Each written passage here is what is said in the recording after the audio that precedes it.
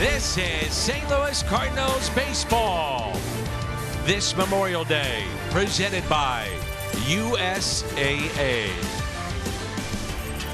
We're at Busch Stadium in St. Louis. The start of a three-game series hits the San Diego Padres and the St. Louis Cardinals. And welcome to the broadcast booth here at Busch Stadium. I'm Dan McLaughlin. That's Brad Thompson, and Jim Hayes is with us as well. Brad, you've got two of the best hitters right now in the National League in Paul Goldschmidt and Manny Machado, both in the lineup today. This has got a chance to be a fun series so far in this homestand. The Cardinals have split it, but this guy has been all over everything. 352, that's second in the NL, a 1030 OPS. That is first. Goldschmidt is smashing the ball all over the yard, but the Padres got a guy that's doing some damage as well. Goldie trying to extend the on-base streak and the hitting streak today. Manny Machado, one of the best at third for the Padres. He's been doing it for a long time, and he's put up big numbers in his career. Never has he had a start like this. Manny Machado, there's only a couple of guys in that lineup that you say, this guy can't beat us. Machado's the guy you better be careful with. Today, it is Packy Naughton. The lefty is on the mound for St. Louis, and coming up, the future is now. A closer look at Cardinals second baseman, Nolan Gorman, and that's next on Bally Sports. Game number one, the San Diego Padres and the St. Louis Cardinals. Brad, how about the pitching for the three games from the perspective of St. Louis? Well, the Cardinals going to piece it together in this one. Packy Naughton, who's been very good for the Cardinals in limited action, gets the nod today. Adam Wainwright, you know he's going to get deep into the ball game tomorrow. And Dakota Hudson, we've seen good things, looking for him to get deeper and deeper into ball games, but they're set up for success this week. The big expectations for both the Padres and the Cardinals. It's Memorial Day, and it's game one, and it comes your way next. Midwest, brought to you by Budweiser. This Bud's for you. By Chevrolet, the #1 selling brand in the St. Louis area. Find yours at your Mid-America Chevy dealer. And by Car Shield. Car Shield cars go farther. Beautiful day for baseball here in the Gateway City this Memorial Day as we mourn the U.S. military personnel who have died while serving in the United States Armed Forces. It is 86 degrees here in St. Louis. Jim Hayes with us, Brad Thompson. I'm Dan McLaughlin. Delighted that you have decided to spend part of your Memorial Day with us. The Cardinals split with Milwaukee, and they start 3.5 games back of the Brewers in the NL Central Division. The Padres 30-17 and 3 games back of the NL West leading LA Dodgers.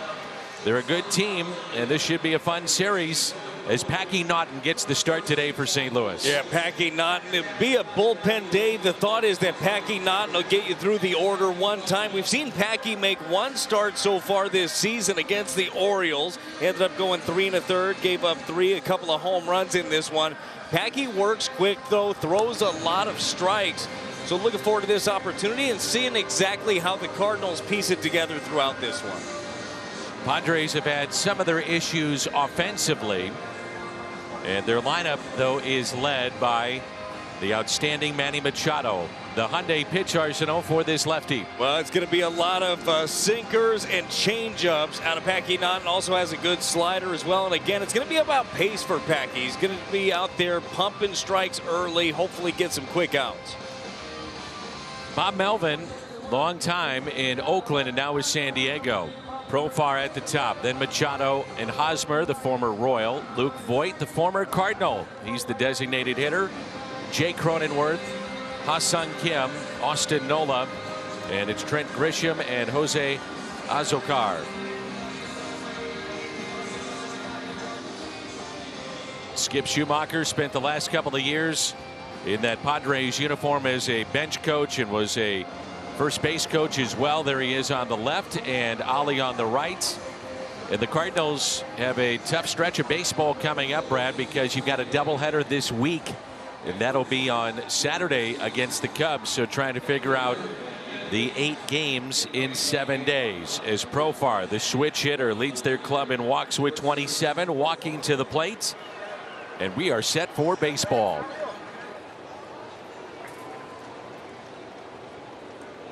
Right-handers have had more success early on against Naughton. They're hitting .320. The lefties just .167. And the first pitch by Packy is taken for a strike, and we're underway. Naughton in his career has seen San Diego in a couple of games. One of those was a start. Has a 0 ERA in 9 1/3 against the Padres. Those innings, the most against any opponent that he has faced. And we've seen that he pumps strikes.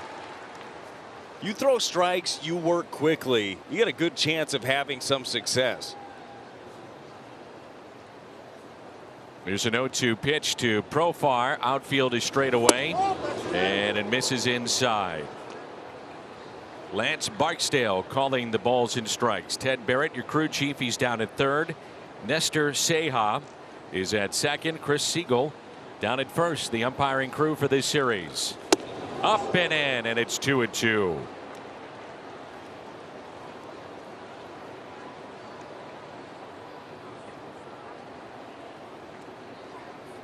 .180 against left-handed pitching since the start of last season. The average for the switch hitting Jurickson Profar.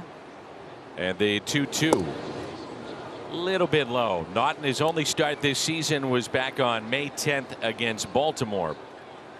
Went 3 1/3, and first time through the lineup was very good. Gave up a couple of hits, no damage done, but then second time through is when the Orioles got to him. And the 3-2 pitch, swing and a miss, and that's how we start this game. Nolan Arenado is back at third base. The Gold Glove winner from a year ago. Around the Horn presented by Dobbs Tire and Auto Centers. Yepez, Bader, Donovan in the outfield. Arenado, Edman, Gorman, Goldie on the infield, and Molina behind the plate. Here's Manny Machado hitting .357.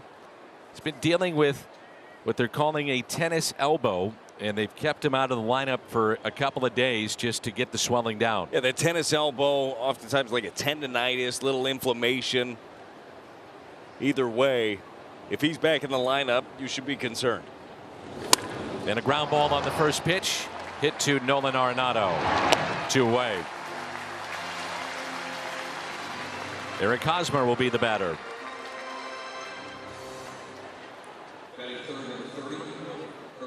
It's a good job right there by Packy Naughton. You knew that Manny Machado is aggressive. He does not see too many pitches up there. He gives him a first pitch changeup, gets him to roll over.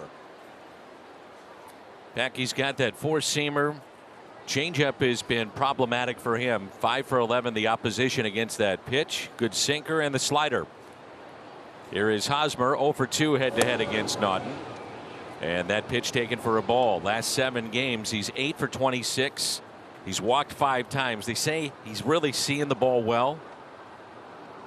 And that seems to be the way you go when you've got 5 walks in your last 7.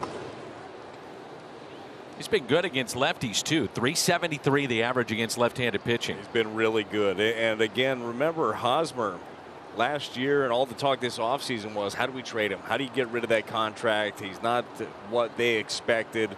Well, credit Hosmer. He's put in the work, and he's getting it done this year. Imagine that is tough when you hear your name being circulated all about.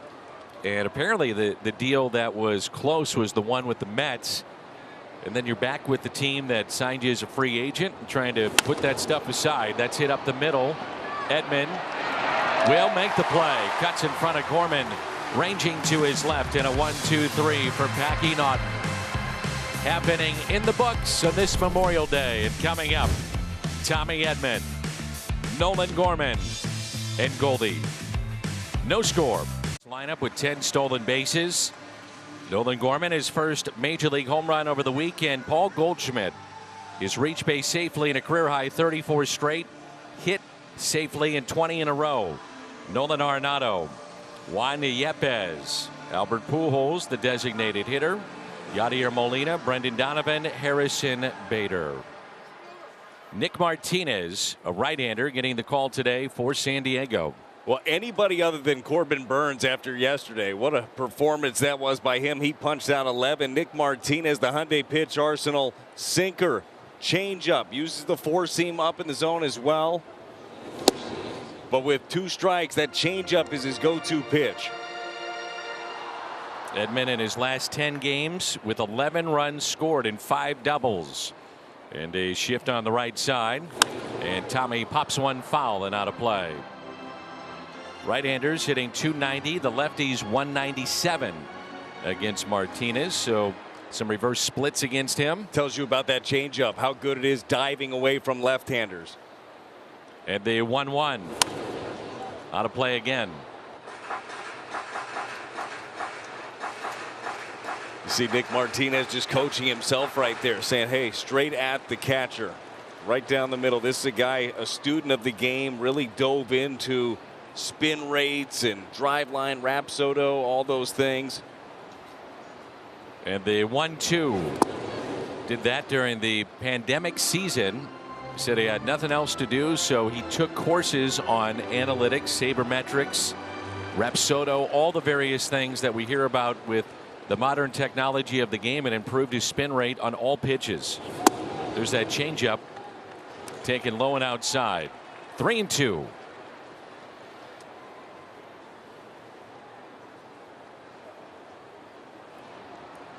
And the next to Tommy Edman. Swung on and missed, and a strikeout. And the batter will be Nolan Gorman. Brad Thompson's Toyota, key to the game.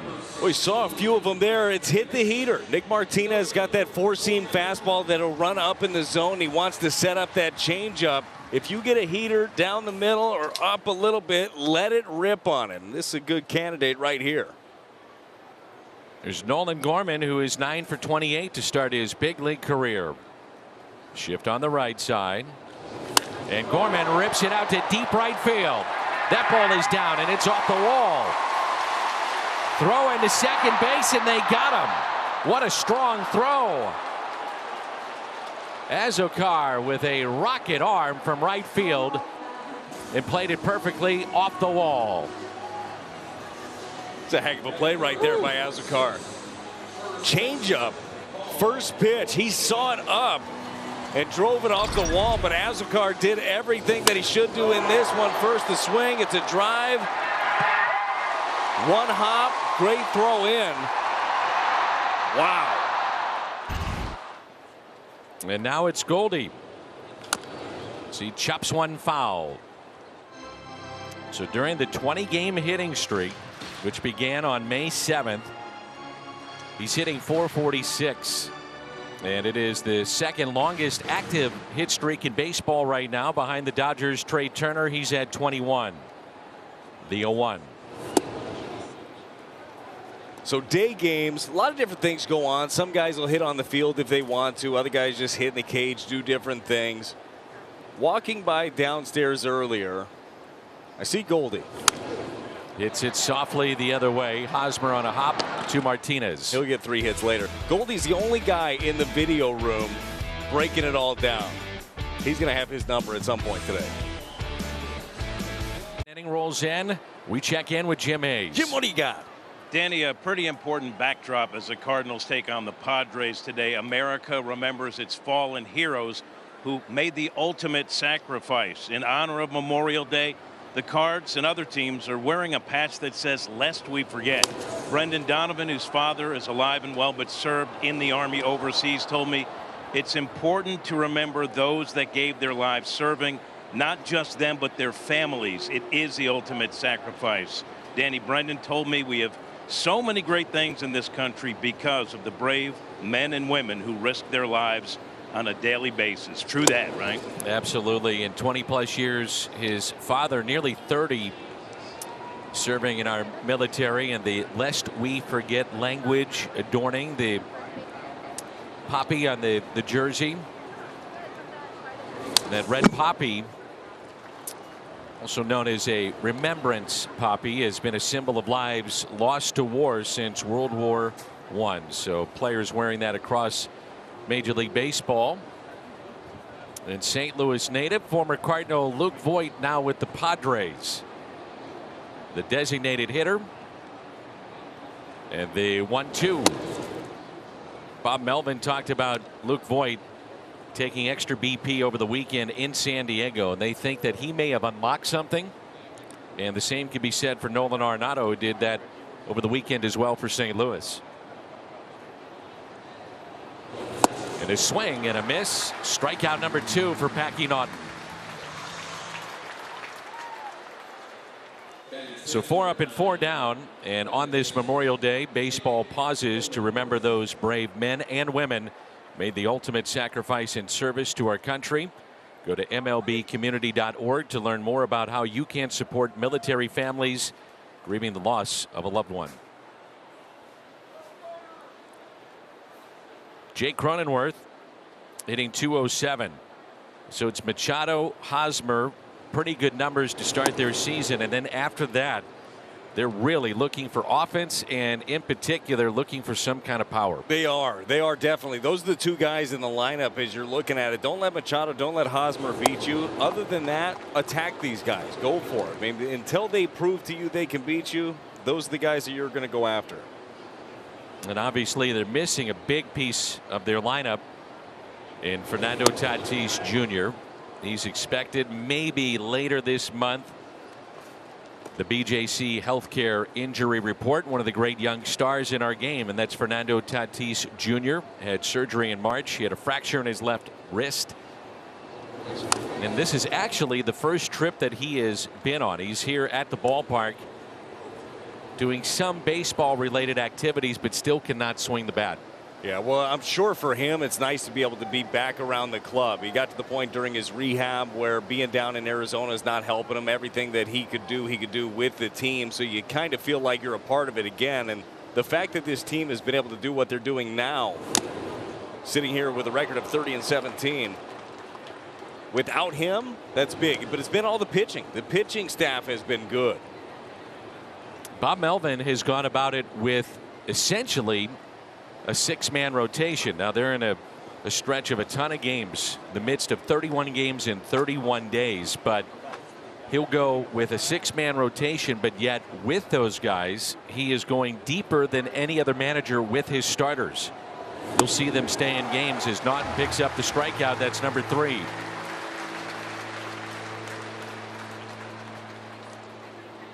Ha-Sung Kim. Packy Naughton's feeling it right now. That was a good breaking ball. Yeah, turned it over. Changeup actually down and away. I love the pace that Packy is working with. We look at this and say, all right, well, it's a spot start day. They're going to piece it together. For Packy, this is a big time opportunity. 2 outs and nobody on, and there's a swing and a miss. So his last time out, the big leagues, May 17th. That was game 1 against the Mets, when an inning and 2/3 gave up a hit. As a reliever so far this year, he's been very, very good for the Cardinals. And the 0-1 pitch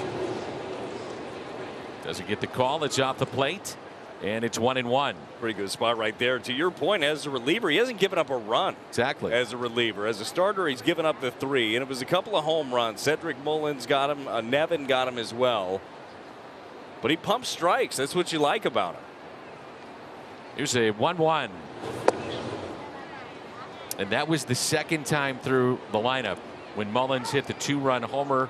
That was in the 3rd, and Nevin was a solo home run in the 4th, and that was the last batter that he faced. But prior to that, he was mowing him down the first time through. And it wasn't necessarily the plan to have him go more than that one time around, but they needed the innings. They needed somehow, because around that time, starters hadn't been going deep, and just figured they could squeeze a little bit more out of Naughton. Ended up biting them a little bit in that game, but sometimes you have to overextend guys to save others.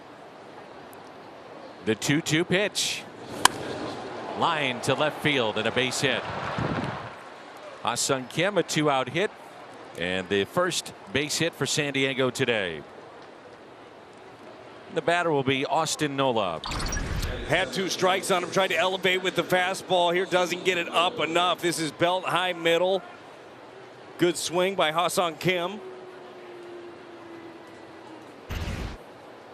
So, Brad, the other part about Naughton as a reliever, no extra base hits allowed. 1 walk, and that's what you love to see coming out of a bullpen. Someone throwing strikes, keeping the ball in the ballpark. So something to keep in mind moving forward. It's a versatile piece, too. Somebody that can start games for you, and then you know you could throw into a spot a little bit later. So 2 outs and a runner at first.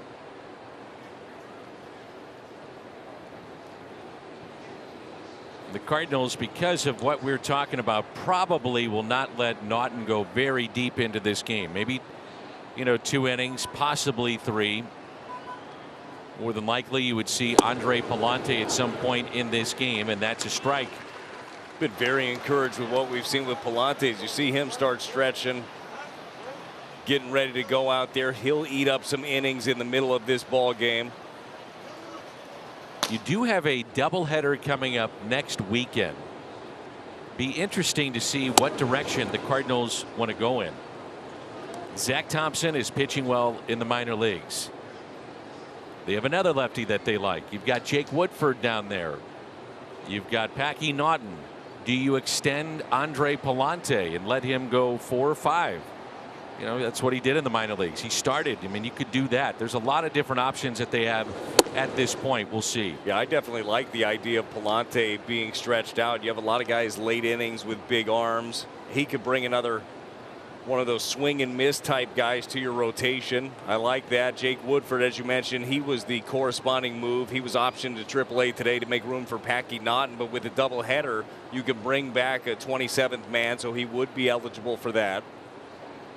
The 2-1 pitch, and that's hit foul. It was this time last year, that awful month of June, that nearly buried the Cardinals. They went 10-20, and they had a starter's ERA near 6. So you don't want to get in that spot and be buried again like you saw a year ago. And I'm sure the Cardinals will be proactive about it. What happens is when your starters are struggling, you lean on your pen and then they begin struggling. Yeah. And we've seen a little bit of it happen this month. A lot more has been thrust upon the bullpen.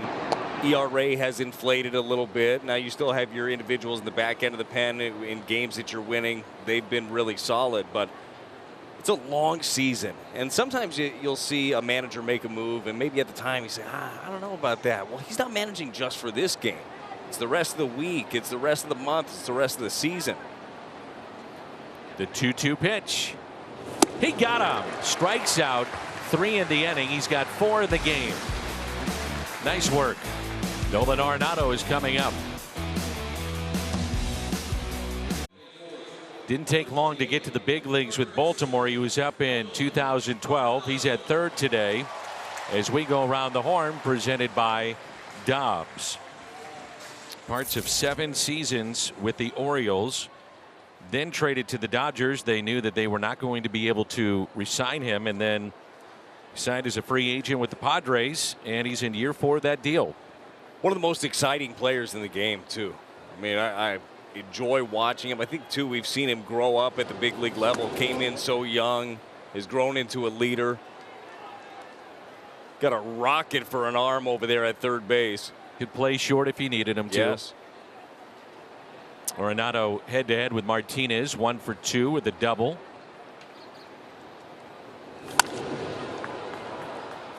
And that pitch is popped up into the glove of Hosmer.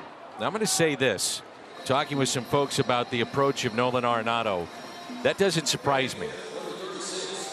And I'll tell you the reason why is he has been the last 2 days, and he was out early today. He's trying to let the ball go as deep as it can. So you may sacrifice a first at bat where you get jammed, or you're a little tardy there, pop it up. But he's just trying to get his timing back. He's been in a rut, so don't be surprised if he stays back on a ball and drives one later today.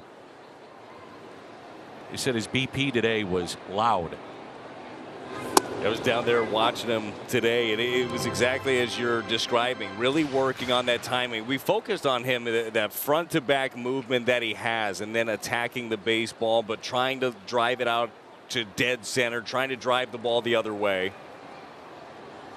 As much as players hate being jammed or hate making it out, sometimes in that first at bat, you let it get as deep as you can. It's timing, it's things of that nature, and you might get the broken bat and a ground ball and you make it out, but it benefits the whole of the game. You learn something. You can watch as much video as you want until you see what the action looks like on a pitch or what the pitcher looks like for yourself. You process that information, you take it into your next at bat. There's Juan Yepez batting .274. He had a double yesterday in the hole, 0-2. And the off-speed pitch taken low in the dirt.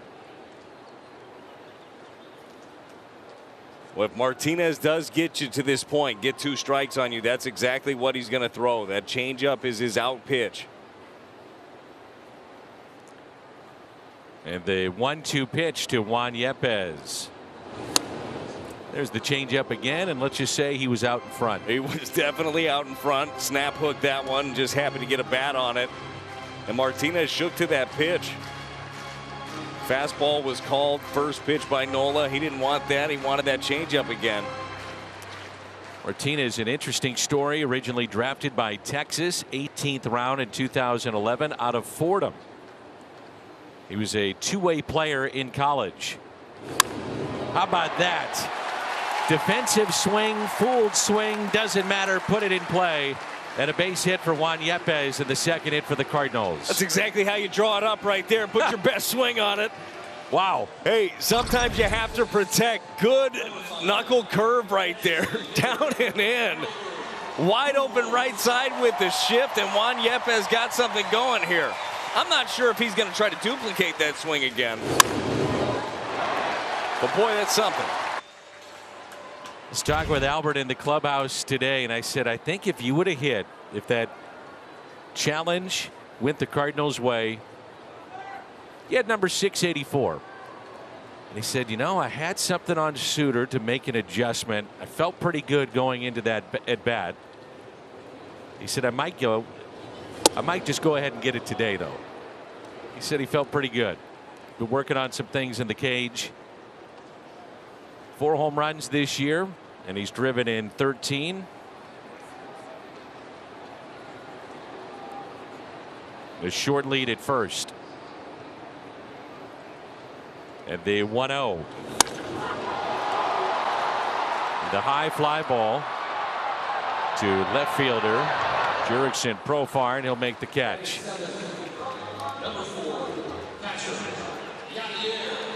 It brings in Yadier Molina.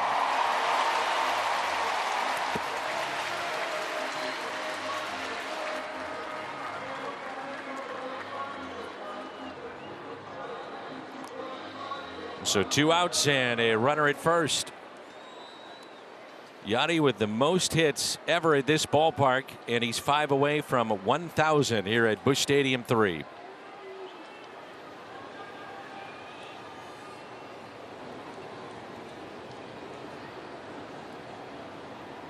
And the first pitch to him from Martinez. It's been so fun over the years just watching the hitter that Yadi has grown into. Remember the first couple of years, Tony La Russa didn't care if he brought a bat with him up there. You just handle the staff, you go do that. If you get a hit, great, whatever. If you don't, just get back there, do your job behind the plate. Well, he's still doing his job behind the plate at a high level, but he's also a guy you want up in a big spot. And he pulls it foul. If you would have told me back in the mid-2000s that he'd have 2,135 hits and counting, I'd have said, you're crazy. No way. But here he is, and with that, he's only 15 away in his career to tie Yogi Berra, 5th all-time among primary catchers in the history of the game, and he just passed Hall of Famer Mike Piazza. That really is amazing. And to play that position for this long. You see the beating that they take. I mean, Yadi already got clipped with one today. Just keep coming back for more. He loves it. You know, Tim McCarver used to bring up great points. He said Those hands are your business partners, is what he always used to say. And his hands now, Tim, at the age of 80, his hands are a little messed up from playing this position. And he said to do it this long, to be able to swing the bat. He said something as simple as swinging the bat. He said you can't understand how many times you go to the plate and no one else in the ballpark knows it, but you haven't been able to grip a bat for weeks. But you're there. You're barely holding on to that thing. Yeah. Praying for ball one, ball two. I also think about the velocity that Yadi is catching in this day and age. The balls that are jamming your thumb. The 2-2 pitch to Yadier Molina. Fly ball into left center. Trent Grisham over. Cardinals strand a runner. We head to the third on this Memorial Day, and there's no score. Full coverage cam. A beautiful day. It's setting for baseball. Hope everyone has enjoyed their holiday weekend and been safe and taking in some baseball today. Packy Naughton has struck out 4 and allowed just a base hit to left with 2 outs to Kim. And that has been it as Palante continues to throw in the St. Louis bullpen. And this is Trent Grisham. Yesterday, in front of a sellout crowd, hit his second career walk-off homer off the foul pole down the right field line. He said things have been going so poorly for him. He's hitting 164 that he kind of just stood. He figured it was going to go foul. Then he heard the crowd and then kind of shrugged his shoulders to his teammates like, I can't believe it. Well, maybe, something happened. Yeah, maybe that ends up being a moment that snaps something in for Trent Grisham. The hope is not here, not in this series at the very least. But he's a lot better ball player than we've seen the numbers dictate for the season. But that's how it goes, isn't it? When things are struggling, you don't expect anything good to happen. No, that just keeps curving. Always. Just goes barely foul. The 1-1 pitch. Good pitch by Naughton. And with 2 strikes, Arenado backing up from his third base position. Jose Azucar is on deck, and then Profar.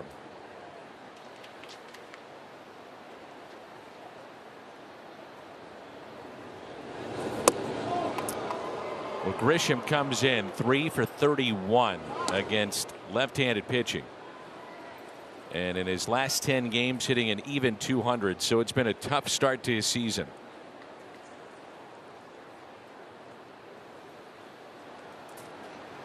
That was the Friars' 4th walk-off this year.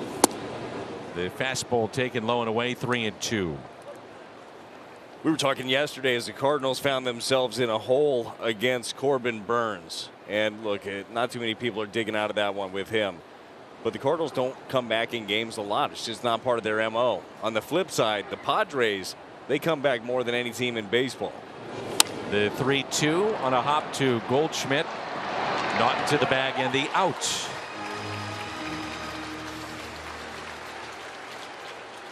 Well, we have a moment. Quick word from Victory Men's Health. You gave me my youth back. Improved strength, muscle mass, and energy. Thanks to Victory Men's Health, there are more guys feeling better than ever. Join the movement. Visit victorymenshealth.com. As acquired the outfield assist from right field to get Nolan Gorman trying to stretch a single into a double. That was a hose out there in right. Big time on the fly on a ball that came right to him off the wall, and he turned and fired. It wasn't even close. And there's a strike. So if he gets the 9th place hitter, Brad, and you've got Palante up, is it just 9 and done? And whatever happened in those 9? Shallow center, Bader off his glove. Couldn't come up with it. And a runner at second base with 2 down. Great effort by Bader. I really thought that Harrison was going to be able to come up with that one. If he did, it would be adding to that highlight reel of his career. Gets a good jump on it, full extension right there.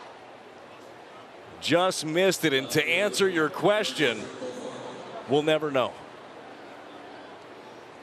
When asking if he would get through the 3, get through that first time around the order. Looks like that's going to be it for Packy Naughton. That ball, by the way, caught Harrison Bader on the throwing hand. Nice job by Packy. So 2 1/3, and now it's Palante at the top of the lineup for the Padres coming up. Hits and he strikes out 4. Yeah, like what we saw the good pace of Packy Naughton, throwing a lot of strikes in this ball game. It gives you a chance. Again, that was the thought coming in. Get one time around the order, turn it over to the bullpen and mix and match from there. Packy Naughton, he did his job. 4 strikeouts, season highs, career high is 5. As Pop Warner is talking it over there with Packy Naughton. By the way, to make room for Naughton on this roster, Jake Woodford option to Memphis. And now it's Andre Palante, and he's been stretched out a bit, so he could stay in this game for a while. It's our Chevy call to the pen. I know they really like what they've seen out of Andre Palante this year, and last time out 3 innings against the Brewers. He was solid in relief, only 2 hits. He just throws strikes too, just goes right after the opposition. And by the way, that was on the heels, that 3 innings of the game against Toronto. He comes in for Michaelis, bases loaded, he walked 2. And you know that one hurt. It hung on him for a little bit. Well, he bounced back really well. That's what you want to see a young pitcher do. The switch hitting Profar turned him around. And the first pitch, a strike. So Palante, after that rough outing against the Blue Jays, pitched against Milwaukee in those 3 innings. 44 pitches and gave up only 2 hits and no runs. Cardinals with a shift on the right side, 1 out, runner at second base.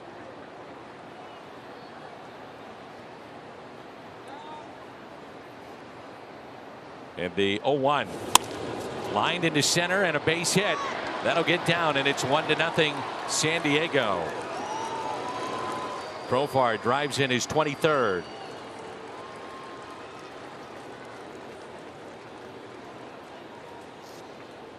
Well, nice job by Profar here. It's a fastball, 95 mile an hour. It's in, and all he does is gets the hands to it. He just serves it out there. Good base running, know exactly where your outfielders are. He was off as soon as the ball was hit.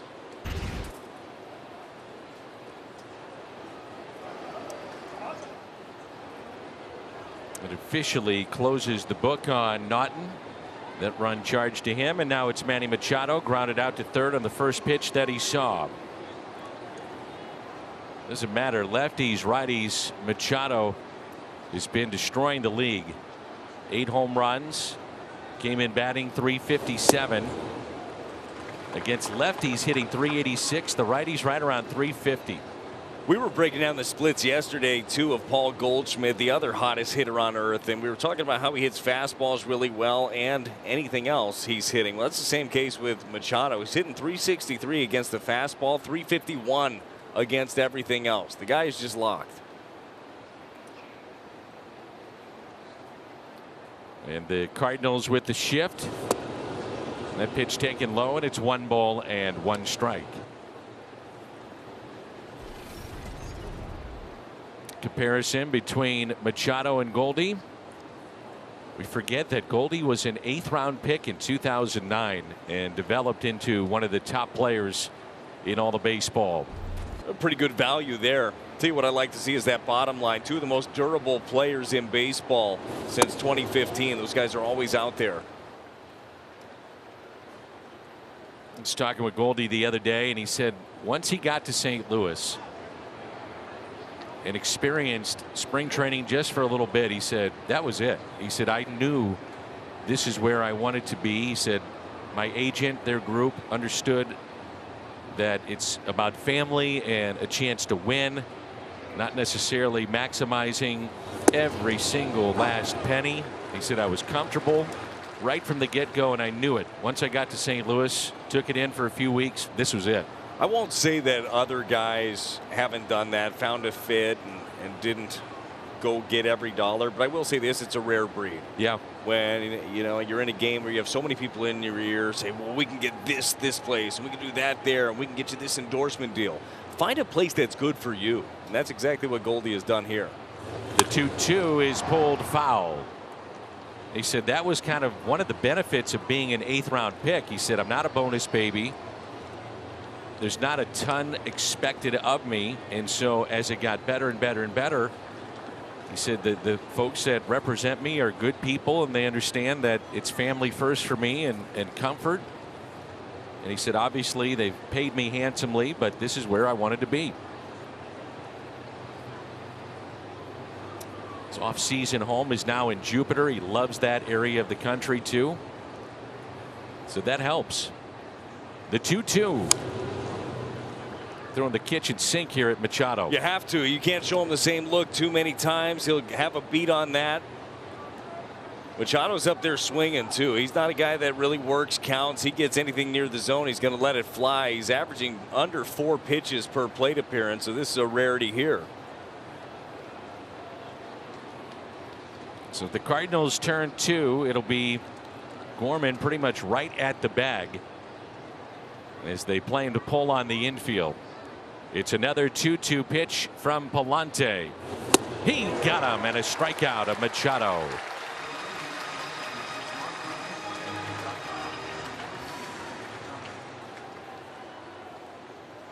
He's 95 and said, here you go. Go ahead, go attack him. That's the thing as a young player, too. You have to remember, how did you get here? What were you doing? How did you have success? For Palante, it's being aggressive within the zone and trusting his fastball. That's what he did there. It was inside. He located well, and you'll get good results. Here's Hosmer. 4-time Gold Glover. He's won a Silver Slugger. He's been an All-Star with Kansas City back in 2016. And that is a good place to stay against Hosmer. Another guy that really wants to get those arms extended. He wants a fastball up and out, out over the plate. You can tie him up inside. It's 7 years with the Royals. I don't know about you. It seems hard to believe it. This is year 5 for Hosmer with the Padres. Where's time going? Man, oh man. I feel like he just signed there a couple of years ago. Totally agree. Well, Hosmer was one of those guys, too. They were trying to change the culture over there. They had some young players, but they wanted some leadership and bring in a known quantity, and that's exactly what Hosmer was. And a swing and a miss and a good breaking ball. Made his debut in May of 2011 with the Royals. Now well above 10 years of Major League service time, and a 32-year-old that's still very productive. 1 ball and 2 strikes on Eric Hosmer.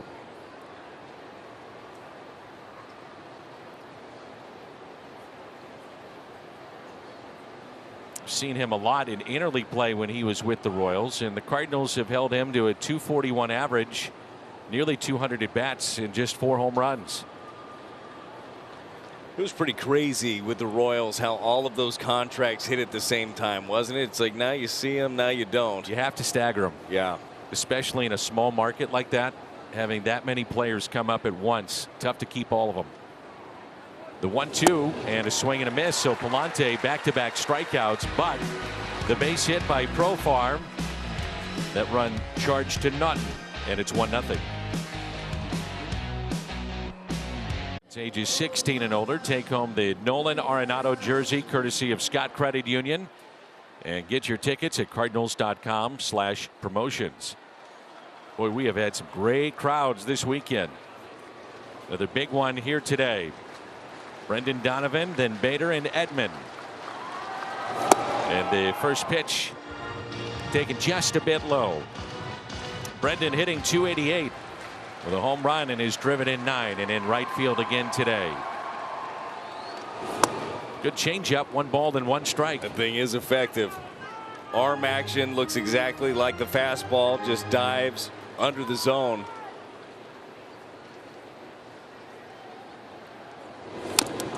Brad, you can appreciate this. Martinez, he made his major league debut April 5th of 2014. And I love stories like this for guys that stay with it He was optioned 13 times in 4 years before being non-tendered in 2017.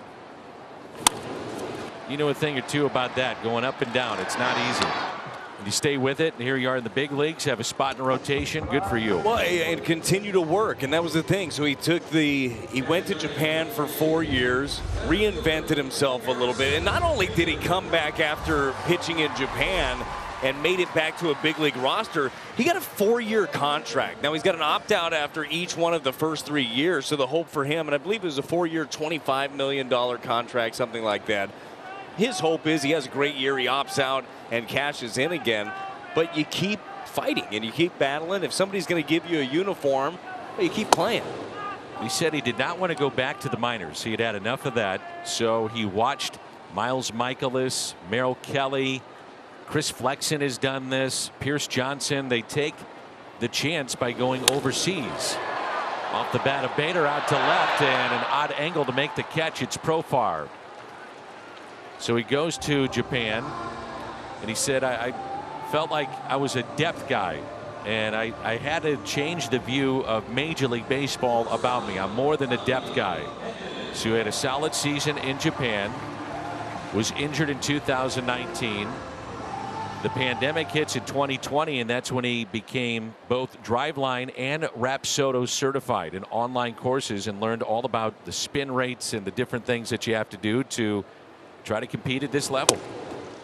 I love stories like that. I do too. I do too. And it's a credit to the work, and there are so many different ways to go about it. There are some guys that come up, you got all the talent in the world, you got a big arm, and everything just kind of falls into place.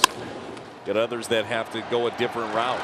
Tough play offline, and Tommy Edman will stay at first base. The catcher Nola hustling down the line on a throw that was wide by Cronenworth. We'll see if they give an error.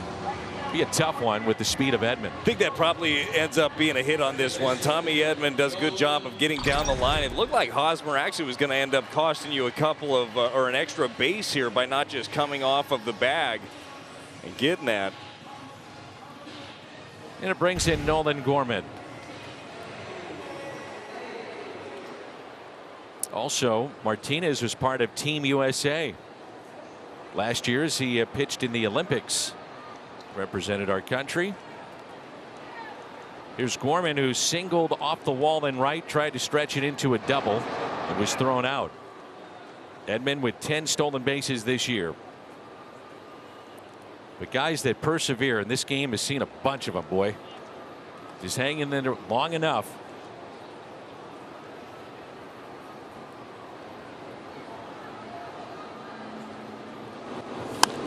Gorman on the first pitch, pops it up. Machado, sunglasses on, giving chase, out of play.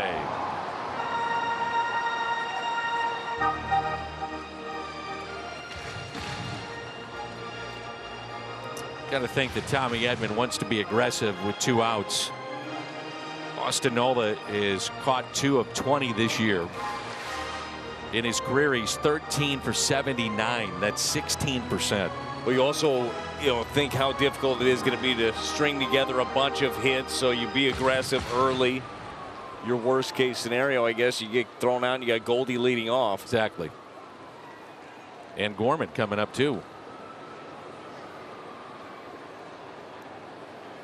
The 0-1 taken high, and it's a ball and a strike. So you'd have the big bats coming up: Gorman, Goldie, and Arenado. I like seeing a couple of Cardinals on top of this list. Most stolen bases in the NL. Harrison Bader pacing the way. Tommy Edman right behind him. That team speed has shown up a lot this season. Not just stolen bases, but first to third. A lot of smart base running with this club.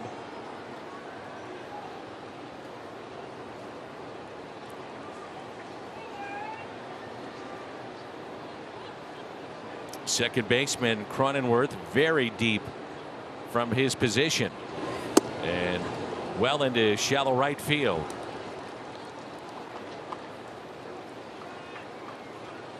How about that? The opt-outs after 3 years for a guy that's not established. You are definitely playing with house money. Yes, you are. And for the Padres, I mean, they want him to get to a point. If he is thinking about opting out, that means he had a big season. Got to wonder if more teams are going to do this with Michaelis and Kelly and now Martinez. I mean, these are fixtures in a major league rotation and pretty cost prohibitive too. Well, you think about 4 years, $25 million, and I realize for all of us, I mean, that's crazy money. We'll never see that much money. But in terms of baseball, you get a starting pitcher for that. Yeah, just over $6 a year.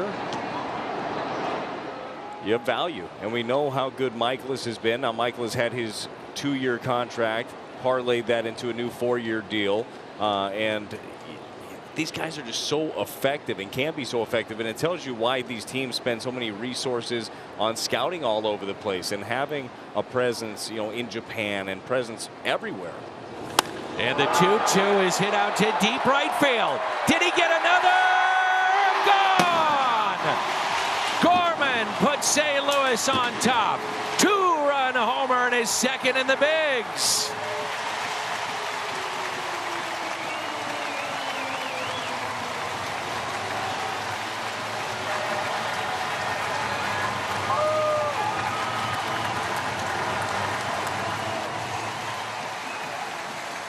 Well, get used to seeing this kid giving high fives and the crowd going wild. This is another changeup. See it turning over, going away from him. He stays back, drops the head, and this thing is way gone.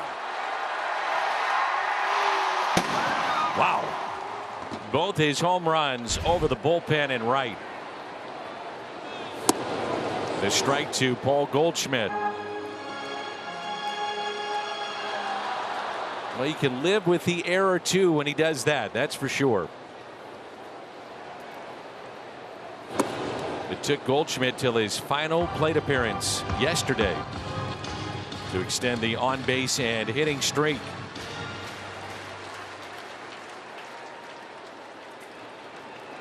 Seventh home run allowed by Martinez. Those hands for Gorman are quick. Just so fast. We broke it down on the game yesterday, how he eliminated that big leg kick, just kept the foot down and really trusted the hands. Seeing it again there. 2-2 on Goldie. Well, Brad, that is why you don't run, because you knew he was going to hit a bomb. That's what we were saying. Of course.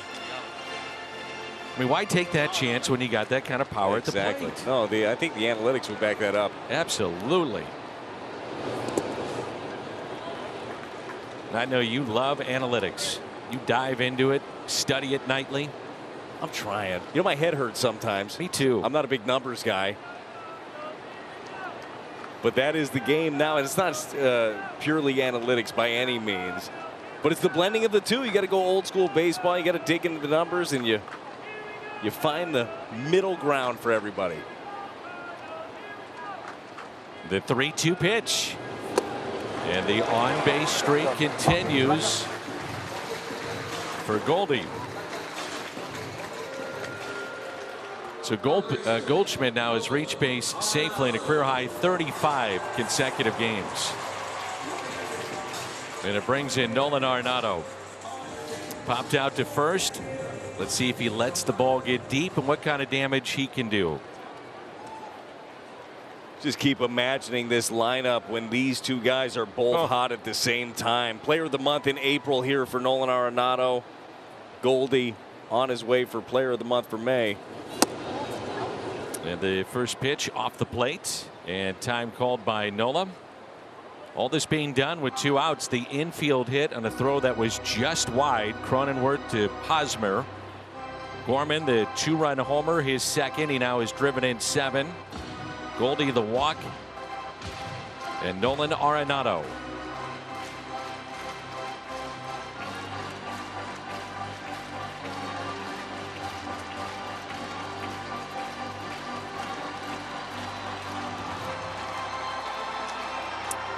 Extended the on-base streak to 35. That ties Matt Carpenter most recently at 35 in 2018. And the 1-0 pitch to Nolan Arenado.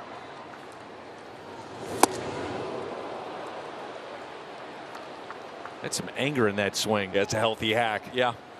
It's when you're not cheated, Brad. Well, why get cheated, you know? Let it fly. He always does. Oh, yeah. Very rarely do you see Nolan Arenado get cheated on a swing. Good point. And the 1-1. Popped up. Battling the sun. It is Kim and Machado. And Manny's got it. Nolan Gorman, the view of Phil Nichols' camera from behind home plate. He watches this sail out of here. Nice work, Phil. Minor leagues. Nolan Gorman now has 17 home runs, 15 in Memphis, 2 up here. Only Aaron Judge of the Yankees and a Double-A Pirates player, Matt Gorski, have more. They're at 18. Nolan with 17 here in the first couple of months. It's a special start, and again, Nolan forced the hand of this club to call him up. They really love Tommy Edman at second base, Gold Glove winner, but they needed something else. They needed a left-handed power bat, and there he is right there. There's a good chance you're not going to see him move for quite some time. Brings in Luke Voit. And time is called. A little different body style for Luke Voit, isn't it? From his time here, he's looking good. He's in very good shape. Played 70 games for the Cardinals. And there's strike one. Made his debut in the 2017 season. He was a 22nd round pick in 13 out of Missouri State. Went to Lafayette High School in Wildwood. And he was part of the deal that brought Giovanni Gallegos to St. Louis.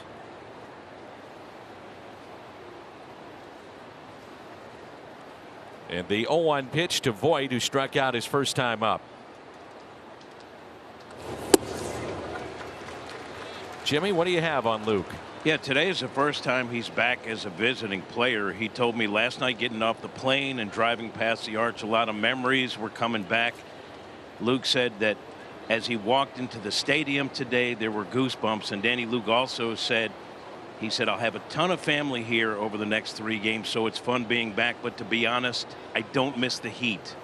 Don't miss the heat. It's a hot one here today, no doubt. Now, is Grandma still paying for the home runs? Do we know that, Jimmy? She used to pay for his home runs. So Grandma Joan is watching today from home. She watches all the games. She's not going to be at the stadium. Now, she paid $20 per home run as a minor leaguer. But once he started making money as a major leaguer, she wanted Luke to pay her $20. And Luke said, no, I'm not going to do that. But she already took a ton of money off me from playing poker with Grandma Joan. But she's doing well. Big Cardinal fan, and she's watching today. All right, Jimmy, thank you. And it's a count of 2 balls and 2 strikes on Luke Voit. He chops it foul. He had some good years with the Yankees. He did. 2019, he had 21 home runs. And then in the shortened season of 2020, in 56 games, he had 22 home runs. Led all of baseball. Yeah.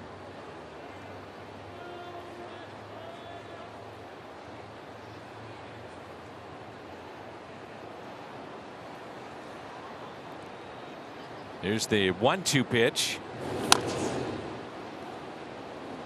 There's a lot of ways you could play poker. A lot of things you could do in terms of awarding the winner. Oh, sure. Well, you're talking about Texas Hold'em, or is it 5-card stud? Is that what you're? Well, there's money. There's different things, ways to play the game. I do like playing cards. Hit to short. And Tommy Edman is up with it and makes the play. Luke is 0 for 2. Saturday, June 11th. Cardinals and Reds. That day, 25,000 fans, ages 16 and older, take home either a Molina or Waino championship ring, thanks to Ameren, Illinois. Cardinals.com/promotions. Jake Cronenworth. He struck out his first time up swinging. Pawante in his second inning of work. Naughton went 2 1/3, gave up a run on 2 hits, struck out 4. Cronenworth, another one struggling this year, averaged just over 200. He was an all-star last year for the San Diego Padres, so they really need him to turn a corner this year. Hitting just above 200. And he taps it foul.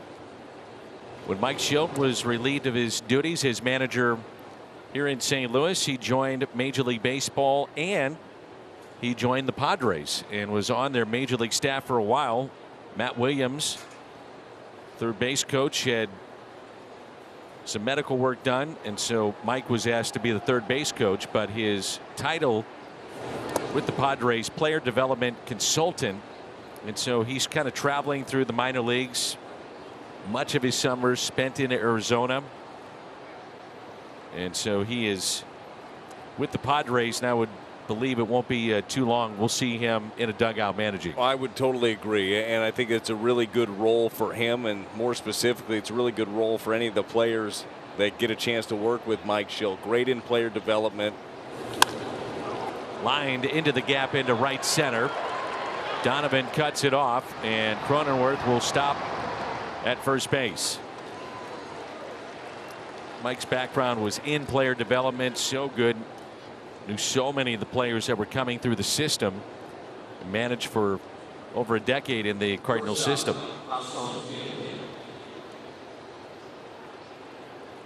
I miss Mike. Mike's a good guy, good man, a good baseball man. Well, like you said, he is sure to pop up somewhere along the way.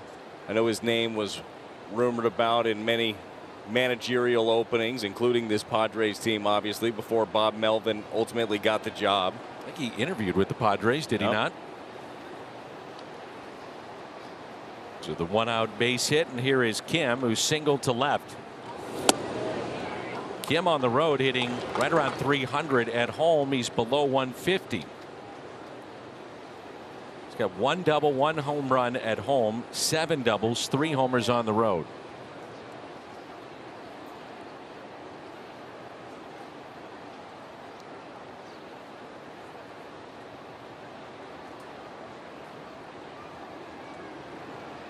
The 0-1. Bob Melvin did a fabulous job with the Oakland A's. Limited resources, payroll.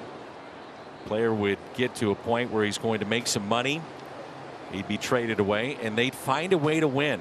And he is the first manager to go to the Padres, and I find this incredible, since Jack McKeon. And he's the first manager with experience prior to the job in San Diego to then go to the Padres and manage their club. So after Jack McKeon, every manager they have had has come in with 0 experience managing at the big league level. Wow. So that's a Bochy, Bud Black. Is it Andy Green, Jace Tingler? All those guys. They needed a change. They needed to go to different directions. Remember, this is a ball club the last few years that has started out really hot. Kind of like this year, starting out hot, but finished badly. Last year was an epic collapse, and when that happens, oftentimes the guy with the big office, manager, generally loses his gig. That was the case for Jace Tingler. I think they brought in a really good one here in Bob Melvin. I mean, that is hard to imagine. That many guys to bring in that did not have experience at this level. And the 2-2 swung on and missed. So Palante has 3 strikeouts today. And in this lineup of the Padres, that's strikeout number 7. It's that good curveball right here by Andre Palante. He's got a couple of different breaking balls. He's got the slider that's harder. This one, the 12-6 curve. It just gets Hassan Kim to go out there and wave at it. Organizations usually say, well, we went with a guy, didn't have the experience, didn't work out, we're going to go back to somebody that does. But they just continually went to the managers without experience at this level. Maybe you would do that too, though, if 2 of your guys were Bochy and Bud Black. That's a good point. And a base hit into right. Cronenworth will stop at second base. You start thinking to yourself, like, well, maybe we got a knack for this. Things went pretty well for Bruce Bochy after he left San Diego. He got them to the World Series with the Padres in '98. They were blown out by the Yankees. It is astonishing to me, with all the talent that has come through San Diego over the years. They've been in the postseason 1 time. in the last 15 years. Cardinal fans remember it well. It was the pandemic shortened 2020. But since 06 was the last time before the pandemic shortened 2020 that they have been a postseason team. And that was against St. Louis, too. It's crazy, isn't it? Yeah. Yeah, Cardinals faced them. We faced them in 05 and 06 in the divisional round. And that's it for them. So 2 outs and 2 on. Grisham is grounded out to Goldschmidt at first base. First time up, and he's 0 for 1.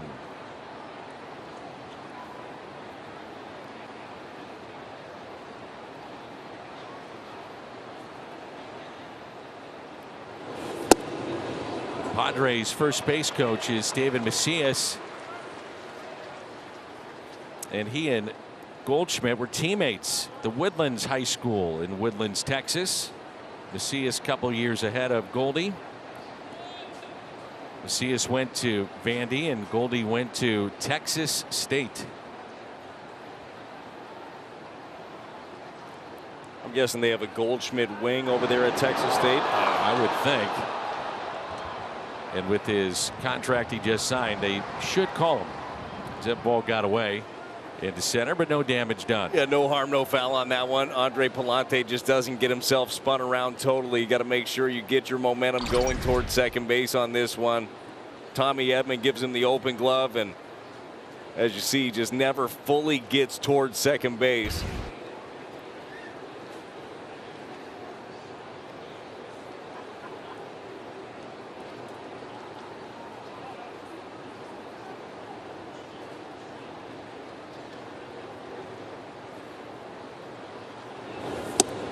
Lee with that swing, 96, elevated.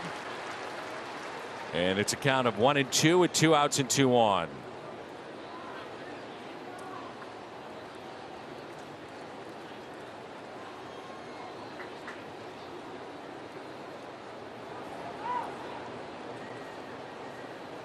Voit grounded out to short to start the inning. Cronenworth the base hit to right. Strikeout of Kim. Nola singled. And the 1-2 pitch to Trent Grisham. And now time called. The team that Goldie was on was the national champions of high school. Did you know that? I did not know that. 36-1 in his senior year.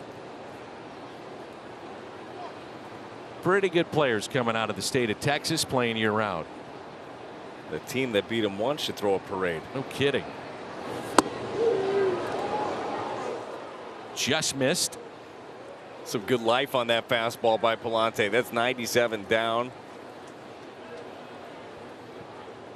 Maybe he backs it up with that big breaking ball.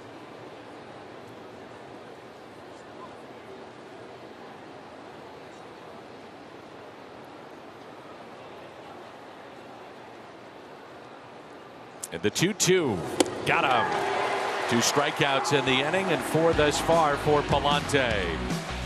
Midway through 4, Cardinals on top. Car and truck of the Cardinals.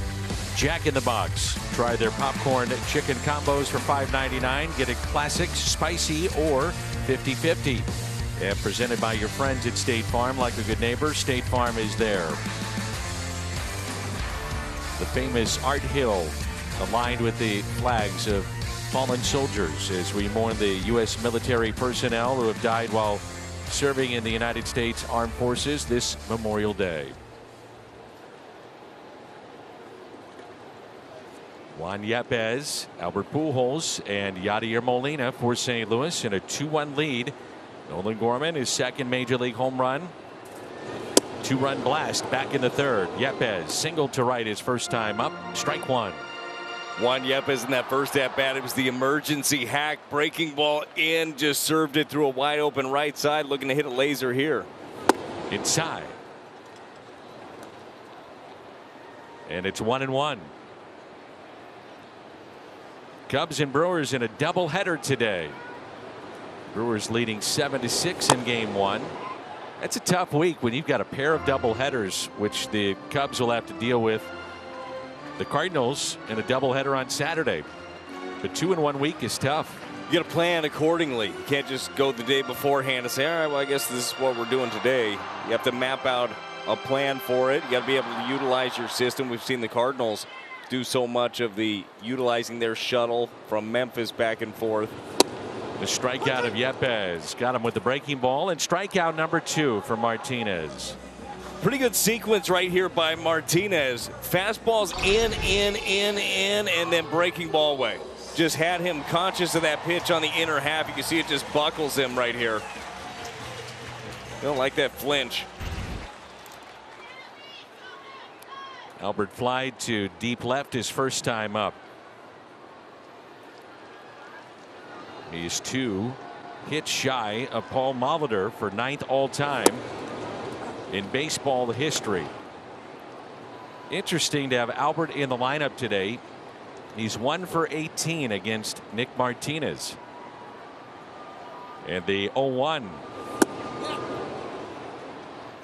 0-2. On the year, hitting 128 against right-handed pitching and sitting on 683 home runs.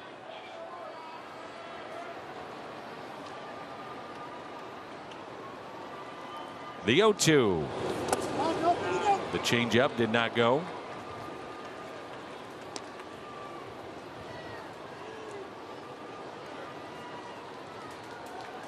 Six runs away from Lou Gehrig. These names are just silly. All these really comps. Albert lines it. Caught up the middle by Cronenworth. And a fine play by the Padres second baseman.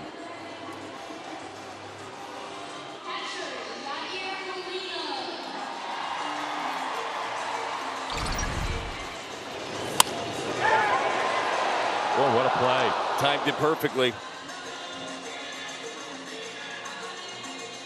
One by Albert. Wasn't hit incredibly hard off the bat, but it looked like it was going to find some grass. Cronenworth had different ideas. And it brings in Yadier Molina. Had a great conversation with Benji, his brother, today, working on the Spanish radio side of our Cardinal broadcasts. And Yadi hits a high fly ball out to left field. Profar, the shades on, and makes the catch. And the Cardinals go 1-2-3. We move to the 5th, and it's 2-1. That'll return on Wednesday, June 15th. It's a theme night, and you'll take home an exclusive Star Wars themed baseball t-shirt. Star Wars night, Cardinals.com/theme. Career high 4 strikeouts for Palante as we move to the top of the 5th on this Memorial Day. So I mentioned I was talking with Benji Molina, and I said, okay, 3 brothers, they all make it to the bigs. Come on, who's the best? He wouldn't commit to it. It's a proud man, if you can understand that. I can. He's pretty good career Benji's had. Said Jose, really good defender. He said I could hit a little bit. He said, but man, Yadi, he kind of does it all. He said he's the one that has stood out among the Molina family, and that is hit out of play. I said, how competitive were you guys as kids? And he said, if we were playing a video game as kids, we were competitive. Now when we get together in the holidays, if we're playing dominoes, it gets pretty nasty. Watch out. Yeah. He said, but baseball wise, if we were outside, it was all trying to help each other. And their family is just so proud of their parents, the dad that would get home from work at 5 o'clock and beginning his day at 4 a.m. and straight to the ball fields with the 3 boys. He said mom used to get kind of mad because she never could take a vacation, wanted to take vacations but couldn't do it because they always had to go to games. And I asked him, I said, well, what's it like now when you guys go back to Puerto Rico? And he said it's more about speaking to the kids. He said they all want, you know, if they can get a picture, an autograph, whatever. But as I said to him, well, you're baseball royalty in Puerto Rico. And he said, yeah, but we like to teach the game, and people around the island, they know that, and they want to be around us. And he said, we embrace it. We love it. It's pretty cool. They're ambassadors for the game, and they're examples, great examples of how to play the game, how to do it the right way. And you love to hear that. You love to hear about guys that have the impact that the Molina family have, that want to give back. It's kind of who they are. Yachty will be managing, I believe it's Team Venezuela, he told me, coming up, as the jobs with Puerto Rico are taken at this point. That'll change at some point in the near future, but he'd like to do that. He said he'll always come back for anything that the Cardinals need him to. He'll be a special instructor. He said he will go to spring training every year. He'd like to do that, help out the young catchers.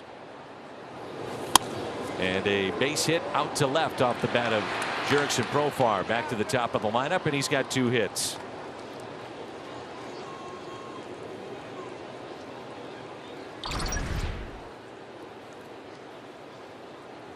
Tries to go in on Profar, just leaks out over the plate. If he gets it in there, he jams him, gets his ground ball, but Profar does his job, gets another one. And it brings in Machado, who is 0 for 2, grounded out to third and struck out swinging. 0 for his last 8 with 3 walks. Dan, I'm just picturing right now Yadier Molina, the manager. Now, you know this about Yadi. He's got a little bit of fire to him. Oh, yeah. Get a little heated during a ball game. I could see him getting in there with some umpires. 100%. Machado hits it out to right. Donovan is over in the corner, makes the catch. And Profar back to the bag at first. Well, let's be honest about it. In a way, he's a pseudo manager right now. As Ollie was telling me the other day, he came in, Yachty did, he was behind the plate, and then said, I'm thinking this, and I'm also thinking that for options coming up in the bullpen. He said, what do you think? And he went with option B, and he told him, he said, now this is why. You got this, this, and this with the guy in the box, but you also have to answer questions to us as a team. So to your point earlier about you manage for the now to win, yes, but you're managing for a full season to keep guys on your side. Yes. And he said, I'll go to Yachty all the time and get that feedback nonstop. Found it really interesting. Well, when you have a great one behind the plate, that's how it should work. There should be that relationship back and forth of the trust in Yadier Molina that a manager would have. And a grounder chopped to the right side, and Gorman is there and flips over to Goldie. Palante, good work. The legend that is Yadier Molina. 2-1. And this Memorial Day, join USAA in honoring our nation's fallen heroes. I don't know if you've ever been there, Brad. It is a sight to behold. Jefferson Barracks. I have not had the opportunity to visit. Pretty amazing. Told you many times we go to Washington and you go see the wall, the Vietnam Wall that's there, and the World War II memorial, and it literally is breathtaking to see the emotions of so many that are there to honor a loved one. I get goosebumps thinking about it right now. I think that we're all guilty of this. We take things for granted far too often and realize that there's a reason, and there are men and women who gave their lives for what we have. And a base hit out to left for Donovan.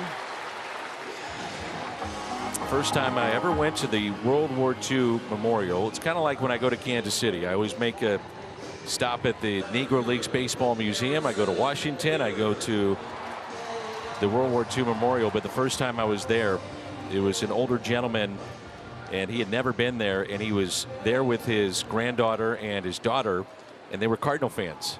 And I had a chance to visit with them, and he started telling me stories of what baseball had meant to him, and it helped him once he got back stateside into getting what he called a sense of normalcy.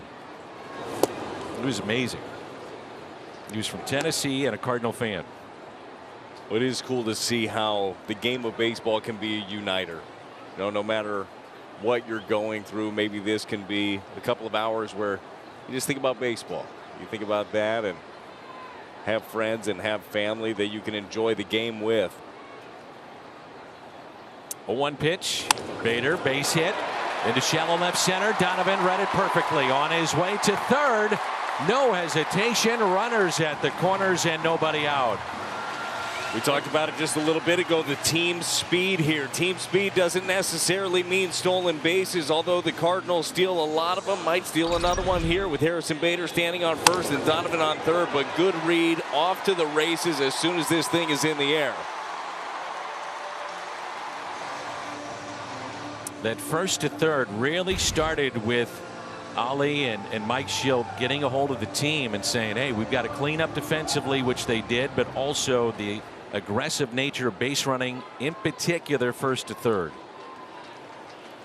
I love the idea of putting pressure on the opposition. There's so many plays that if you push it a little bit, the play has to be perfect to get you.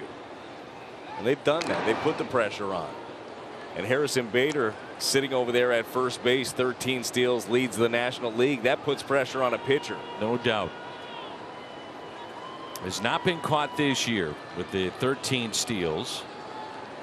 And Edman at the plate, holding at first, Machado in at third. And the first pitch to Tommy Edman, Bader running, and it's grounded foul.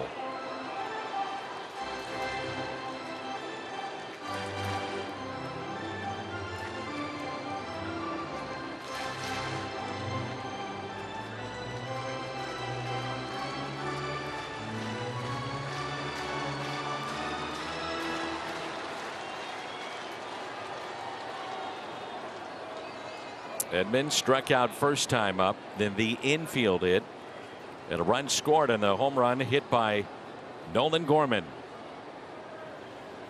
Big gap in right center. In the 0-1. Edman up the middle, base hit. Run will score. Bader to third. 3-1 St. Louis. 3 consecutive hits to start the bottom of 5.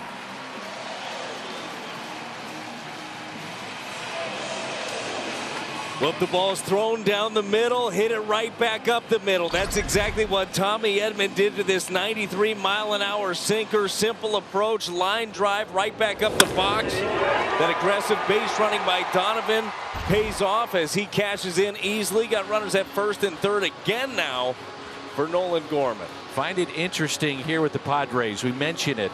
They will go deeper than anybody else in their rotation. In terms of the innings and the pitch counts, the starters have gone 5 or more 39 times, most in the National League. 6 or more 27 times. That's most in baseball. Because a lot of teams here would say, let's get the lefty in because we can't let this game get out of hand. Well, a lot of times it's easier to be able to do that. Remember, they're going with a 6-man rotation, so there's an extra day built in. So they've got their guys built up. They know they can throw more and more pitches. They trust them to get a little deeper. The BJC Healthcare difference makers. We take you back to the third. In this 2-run homer off the bat of Gorman. His 10th hit in the big leagues. Half of them have gone for extra bases. That is a sweet swing, easy power. Couple of hits, they both on the changeups. Hit the first one off the wall in his first at bat, and that one over the bullpen. Craig Stammen throwing and getting loose in the bullpen for the Padres. It's now a 3-1 St. Louis lead. Runners at the corners and nobody out. Shift on the right side. They're running again. No. Gorman hits a rocket foul. Let's check in with Jimmy. Danny, Nolan talks like a player who plans to stick around. After getting his first major league home run Saturday, he told me just to get that first one out of the way is huge. And Danny, he hopes to be sticking around with his buddy Matthew Liberatore, who also got his first big league win on Saturday. Danny, Nolan told me sometimes we just look at each other like we can't believe this is happening. It's surreal, but it's been fun to watch for us. And Matthew will go on Thursday night in Chicago. Here's the 0-1 pitch to Nolan Gorman. Runner goes, pitch taken inside, no throw, and a stolen base. Tommy Edman, that's number 11.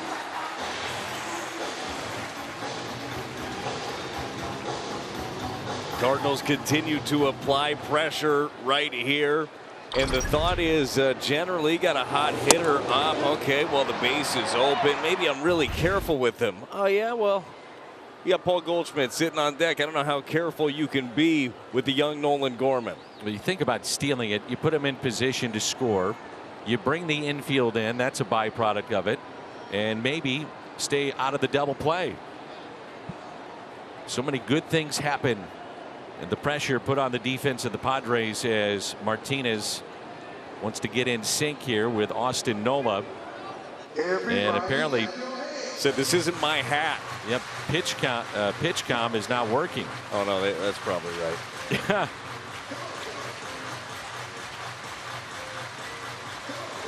So again, if you're not familiar with it, catcher will punch up the signals on his forearm or maybe on his shin guard, and it's verbal to Martinez, the pitch that he wants, instead of showing signs.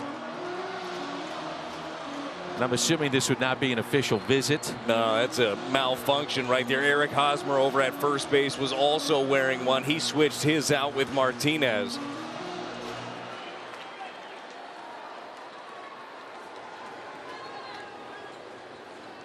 I don't know, it would be last case, but you could always go back to, signals if you needed to. Again, that is so 2021. I get it. I know I'm old school. Infield in, shift on the right side, and a count of 1-1 on Gorman. Tied him up, strike 2.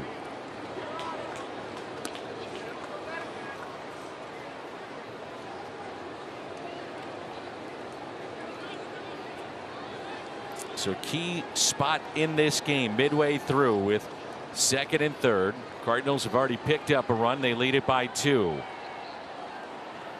And nobody out.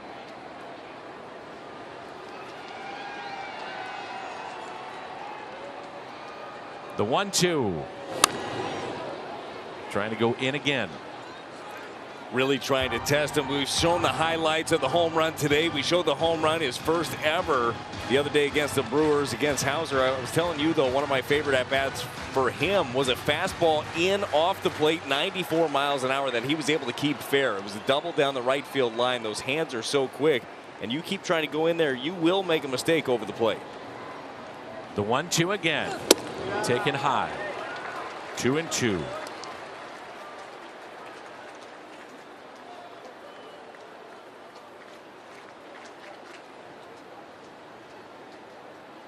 Couldn't be in a better spot if you're Nolan Gorman. You're hitting in front of Goldie with nobody out and 2 runners on. And it'll be another 2-2 pitch by Nick Martinez. Old foul again. Pretty impressive what the young Nolan Gorman has already done to Martinez here in 2 at-bats. He's basically taken away his best pitch. He hit his changeup twice, once off the wall, once over the bullpen. In that situation, 9 times out of 10, Martinez is throwing the changeup. But he's a little concerned about it with Gorman. See if Martinez comes set. A couple of times he's been quick. Almost looks like a balk. Changeup in the dirt outside. What does Martinez come with here? The old adage, if you throw it 2-2, you throw it 3-2. That is his best pitch, his go-to pitch. But again, it's been hammered twice by Nolan Gorman. If I'm Martinez, I throw that pitch again. I throw the changeup. I start at middle. I don't try to go away with it. I go middle down. Nobody out. Great speed on the base paths with Edman and Bader. And the 3-2 pitch to Nolan Gorman. They're all loaded up for Goldie. 8-pitch at bat. Nolan Gorman, bases loaded, and nobody out for Paul Goldschmidt.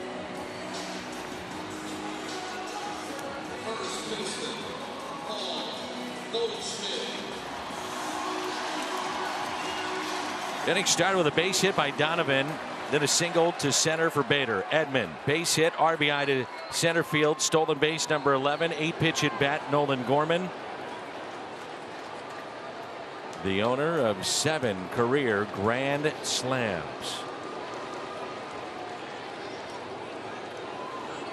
The first pitch, and Goldie hits it high in the air out to shallow center, backing up Cronenworth, and he'll make the catch. And a key first out, and now it's Nolan Arenado. I am still bullish on Nolan having something special today. We'll see.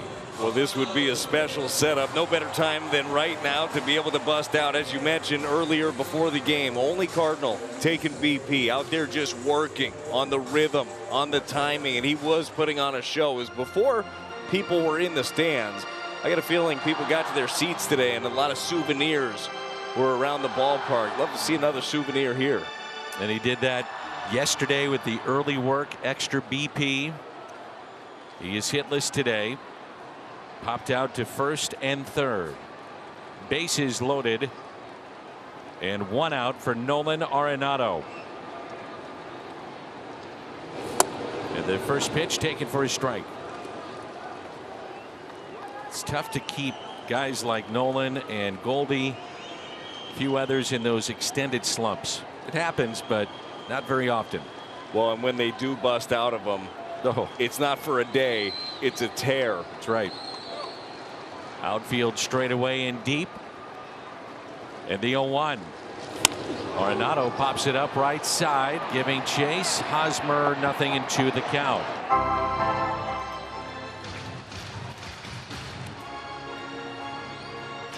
We'd love to pick up his 30th home run against the Padres.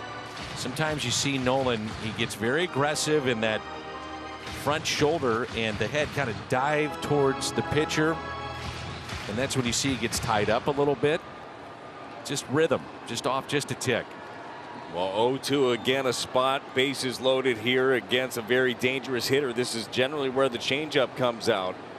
See if Nolan can drop the head on one. If he does. And the 0-2.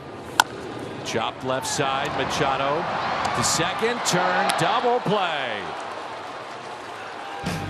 Yet Goldie and Arenado coming up with nobody out and no damage done. Martinez gets out of it.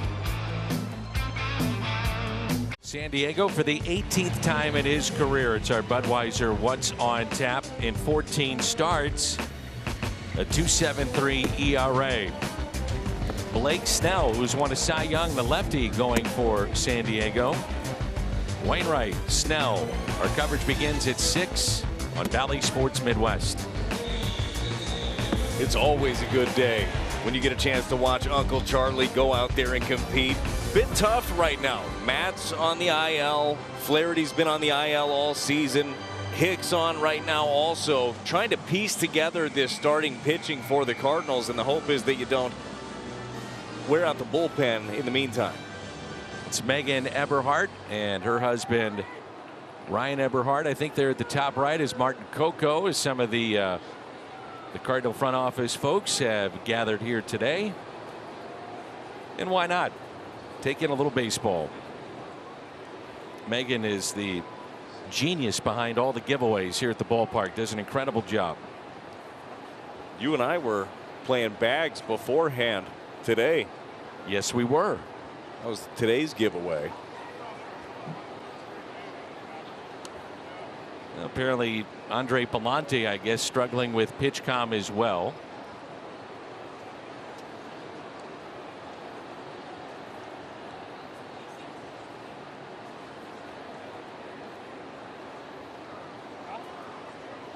While we have a moment, quick word from Ryan Kelly. Ryan Kelly. Can you believe this guy started his business like that, just knocking on doors? Now he's the best in the industry. Ryan Kelly, thehomeloanexpert.com.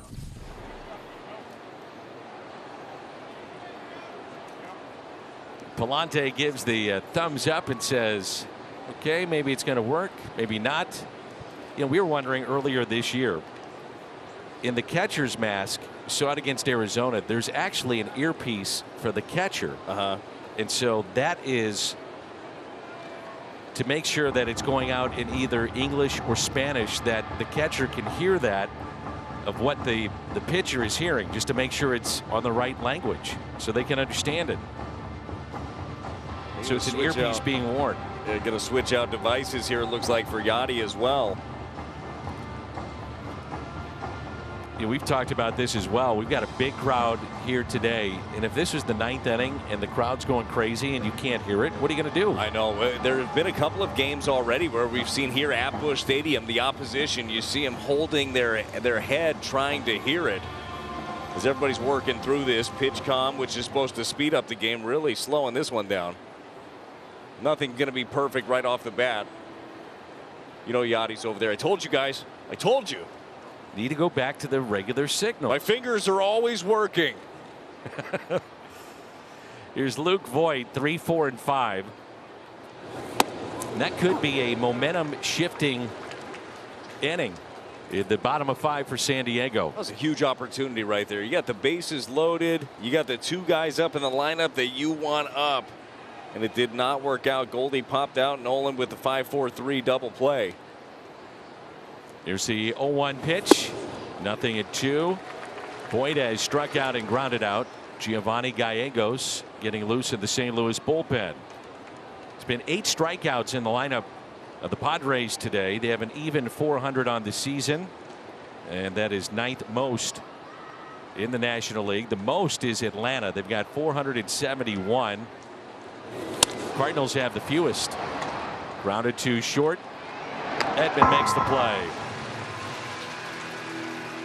Palante so far so good. Packy Naughton made the start, went 2 1/3, and Palante came in the 3rd inning with 1 out and 1 on, and since then he's been really good with a career high 4 strikeouts. He has been good. He's throwing strikes. He's keeping hitters off balance. That was a good example right there against Luke Voit. Just getting him to reach, trying to stay away from Voit. You know his power is on the inner half. This will be pitch number 47 for Palante. I'm going to throw something out there from left field.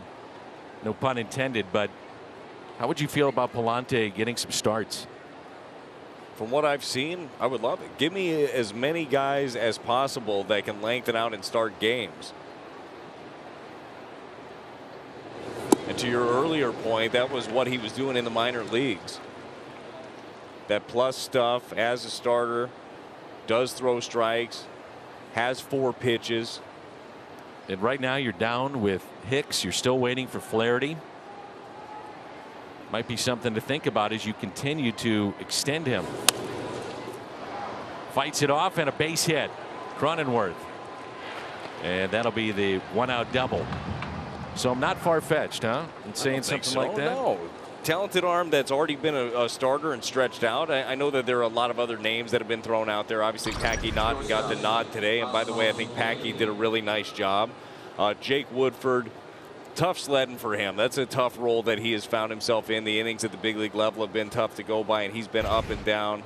By the way, good pitch right there by Palante. Cronenworth just able to fight that off and lay it down the line.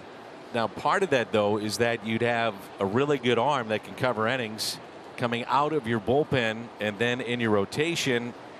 And you got to think, well, how do you cover that spot then? Yeah, well, and then I think that's where you hope another guy emerges, right? Drew Verhagen is a guy that you think should be able to eat up big innings for you. They signed him to that 2-year deal. Where we've seen the plus stuff. By the way, we saw him in a very interesting spot the other day as he came in with the bases loaded and got the ground ball against Andrew McCutchen. So that role shifted a little bit for him, but somebody's just got to step up. That's how it always is. You find somebody else to fill a role. Ball and a strike on Kim, who was singled to left and struck out back in the 4th. Gallegos has been up and throwing. Brian Eversgerd kind of tips the cap, and that's his way of saying he's ready. Yeah, curious spot a little early here for Giovanni Gallegos, but right now, as you mentioned, the fact that the Cardinals didn't tack on any extra, they get a little momentum in this inning. He might have to come in and get some big strikeouts.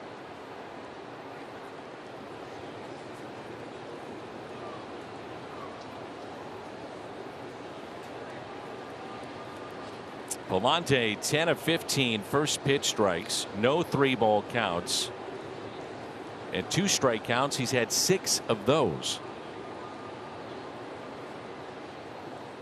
And the 1-1. 1-2. But especially with a doubleheader looming in Chicago, it might be something you think about if Palante is getting stretched out here today on a Monday.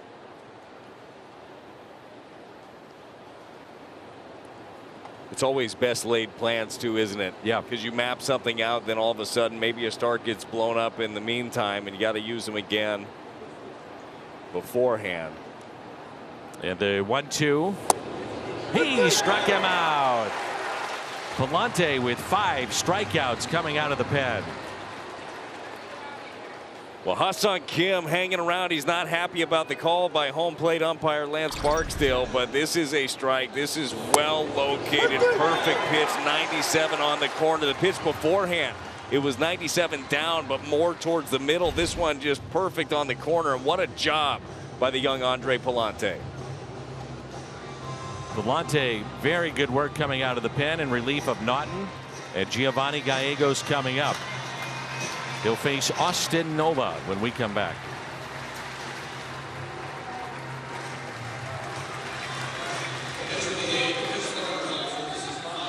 Beyond 50 characters and 3 emojis. Well, you're going to love the quality of Cardinals magazine. Special subscription offer featuring an exclusive Waino Yachty tribute tee. Cardinals.com/magazine or call 314-345-9000. We saw Giovanni Gallegos 4 days ago win an inning against Milwaukee. 11 pitches, 7 strikes, no hits, a couple of strikeouts. So you start thinking along of how we're going to, you're going to cover the innings, especially in a bullpen start. You get Gallegos maybe for the final out here, could give you the 7th. And then at that point, can Ryan Helsley give you 2? Does maybe Genesis Cabrera give you an inning to get to Helsley or vice versa? Those are all things that are on the table. Yeah, I think you're set up really well, and I do like bringing in Giovanni Gallegos, him being the guy with the runner on, that swing and miss slider that he's got. I think that this is a really good fit as you try to piece it all together in a tight ball game. Remember, right now on this homestand, the Cardinals are 500. When you're trying to come out of this thing, take 2 or 3 at the very least from the Padres. I like the aggressive use here of Gallegos. This is Austin Nola, and he is 1 for 2 today. So Palante gives the Cardinals 3 1/3, 5 hits, struck out 5, no walks, no home runs allowed. And he's responsible for the man at second. First pitch by Gallegos is taken for a ball, just a bit low. Nola head to head against Giovanni is 0 for 2 with a strikeout.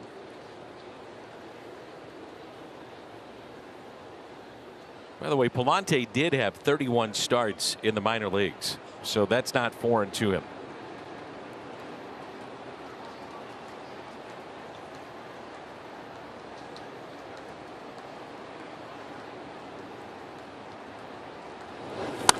Lined out to left, and that'll be a base hit. A run will score. Cuts a lead to 3-2.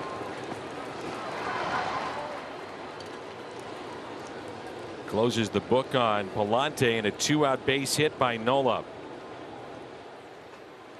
His second hit today. Your Plaza Tire Service pitch track here. It's the slider from Giovanni Gallegos. Gets very weak contact, but he gets him to swing over that if that thing's even lower in the zone. That pitch is so hard to pick up. It just hangs up just enough for Nola to be able to serve it into left and get this game within 1. Boy, Brad, does that bottom of 5 loom large now? Goldie up, bases loaded, nobody out, and then Arenado bases loaded, 1 out, and the Cardinals do not get a run. Well, what good teams do is they pick each other up. That's a spot right there where you know you should have cashed in more, but can Giovanni Gallegos in the bullpen keep it here? There's Grisham on the first pitch, pops it up, and Yachty will watch it sail into the seats.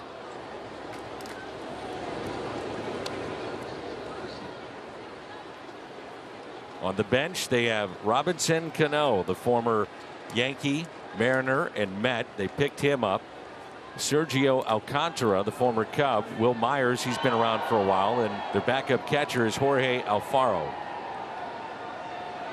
Lefties have hit Giovanni at a better clip at 269. The right-handers 171.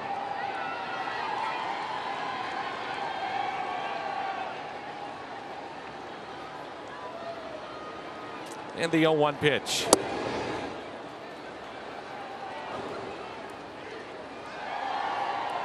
Wainwright, Blake Snell tomorrow, as we mentioned. Dakota Hudson, Yu Darvish in day baseball on Wednesday. First pitch at 12:15 will be on the air at 11:30.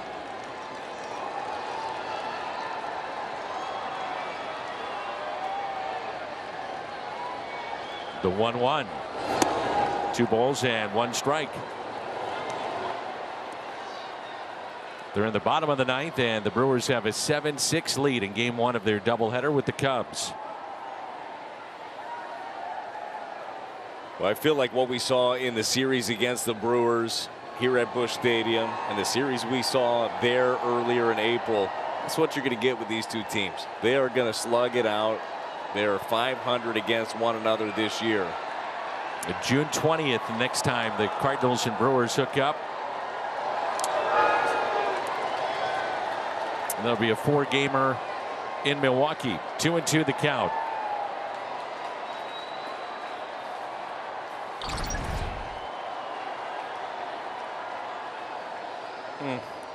I caught Yachty about as clean as they could possibly catch him. He didn't even phase him. Home plate umpire Lance Barksdale tried to give him a minute. He said, "I'm good."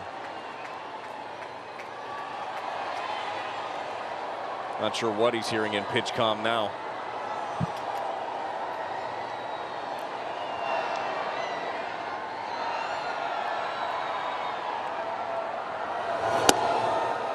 And a full count.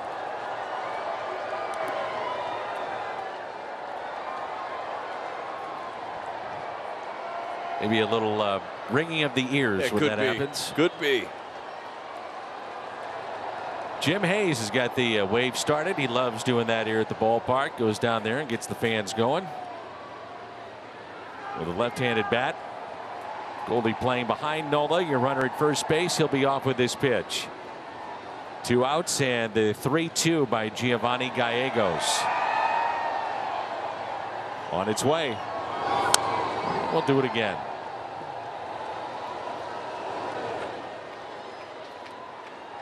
It's amazing how Jim is able to do that. Get the crowd going. You know what it's not, though? It's not amazing. First of all, his passion for this club is second to none, and he is a leader of people. So as soon as he's out there doing his thing, everybody jumps right in. Yeah. Goes down to the green seats where he does a lot of his reporting, gets them going, and it just catches on. And there you go. There's the end result. I believe those to be his personal green seats that he's usually by. Well, that's part of the deal for him to work for us. The 3-2 pitch popped up. Battling the sun, it's Arenado.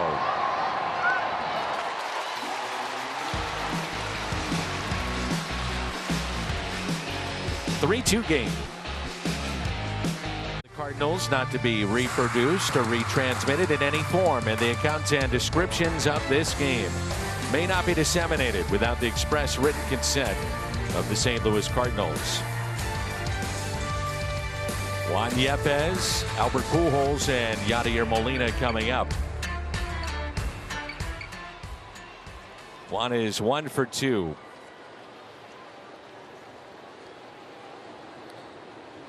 Nick Martinez found himself in some trouble last inning. Got the pop out, got the double play ground ball, and he's back out there. Pitch count still low. We see Yepez. Gorman hits a home run. Palante, key innings. It makes me think of Gary LaRocque, who is running the Cardinals minor league system, and it's not just about drafting players, but once they're in your system, you have to develop them and try to get them prepared for the ultimate goal of being here in the major leagues. Not only to get here, to stay, contribute. And Gary has been incredible. He really has over the years. No, the entire player development system, and everybody involved has done a really good job. And you're right, just drafting guys and the scouting that goes into it is very, very important. But then what? How do you get them to the next level?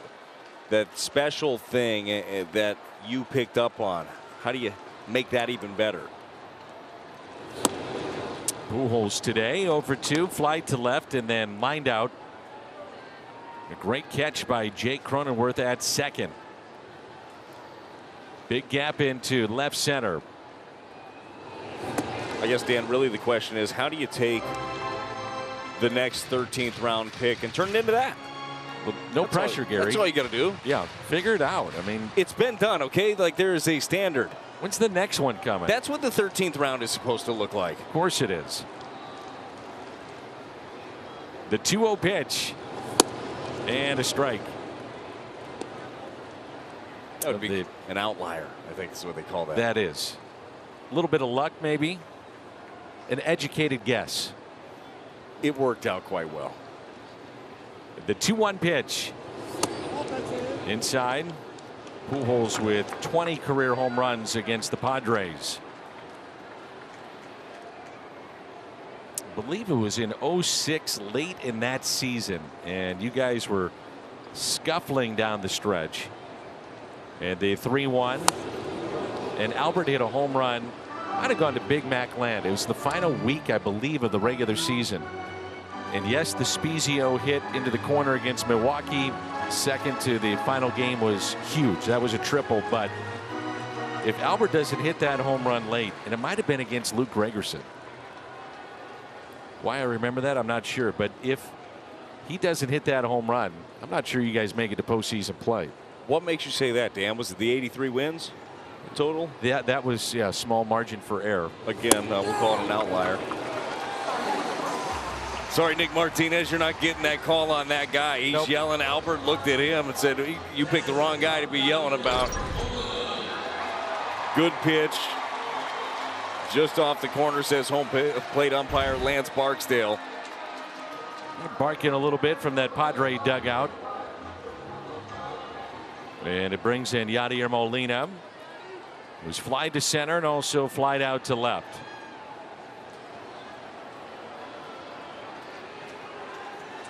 Just get in. That's all that matters. We found that out. That is absolutely the truth. And just get healthy, because that was the case. Yeah. I realized that in 06 we won 83 games. That's not an 83 win team with that nucleus that was there. Jimmy got healthy. He had been dealing with concussions. Albert missed a chunk of that season after a terrific start.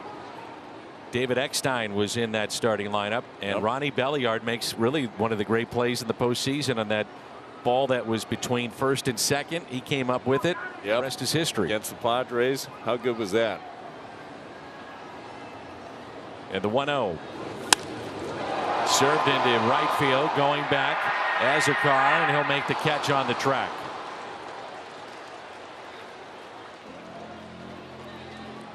Quick word from BJC. Getting back to normal feels like so much more than just normal. BJC is committed to improving the health of our patients and community. Also a pretty famous missed pop-up by Mike Piazza with Albert at the dish. It would have been out of the inning, and he stayed alive and then hits a bomb, and away he went.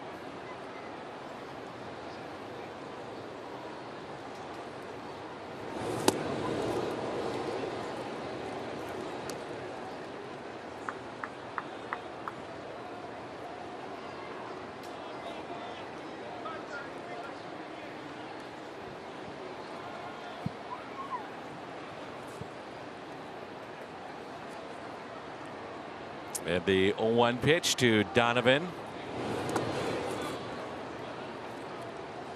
And it's 1 ball and 1 strike. Donovan has grounded out to short, singled to left, and scored on the RBI base hit by Tommy Edman to center. Well, Cardinals are still clinging to this 1-run lead. I'll tell you, I like what I've seen out of Nick Martinez.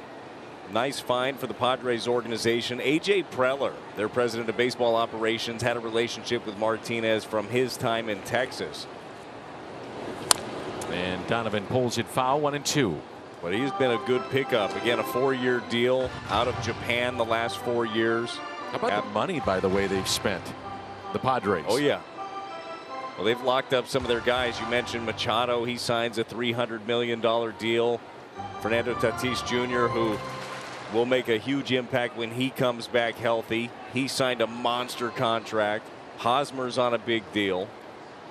They got some pitchers making some good money, but they've made some smart trades as well. 2-2.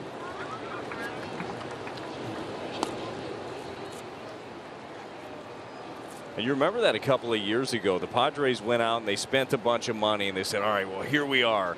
And then they didn't win, and then they sold everybody off. It feels like a little different now. They have a real nucleus. They believe that they have a winning ball club, and they're sticking with it. Albert Pujols, your runner at first base. And the 2-2 pitch with 2 outs. Popped up left side. Our buddy Keith O'Brien said September 27th of 06. Albert Pujols hit a 3-run homer trailing 2-1 in the bottom of the 8th off of Clay Meredith. And it ended a 7-game losing streak against the Padres. And Meredith had a .72 ERA in 44 games. He was filthy. Oh. Well, that's what that guy was. He was a rally starter. He was a slump stopper for the team. I mean, that guy, you knew in any situation he was going to come through for you. And I still feel like I get it. It was over a decade ago that a lot of these things happened. There are flashes of that still in Albert's game. And oh, by the way, you have that in Goldschmidt, and you have that in Nolan Arenado as well. Albert off with the pitch, and the 3-2 to Donovan. He walked him. And it brings in Bader, who is lined out to left and also singled. 4th walk issued by Martinez.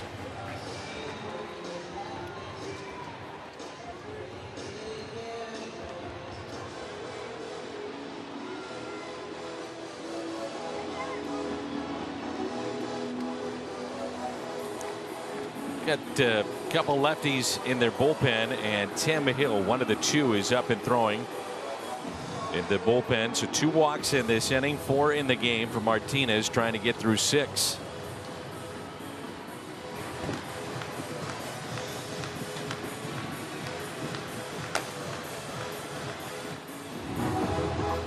We're seeing a lot more of that look in baseball, aren't we? The sidewinders from the right side and the left side. Hill drops down. Really difficult matchup for any lefties.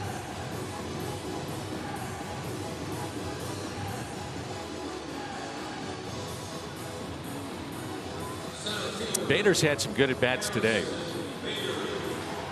Jumped on that first pitch back in the 3rd, and then the base hit to center.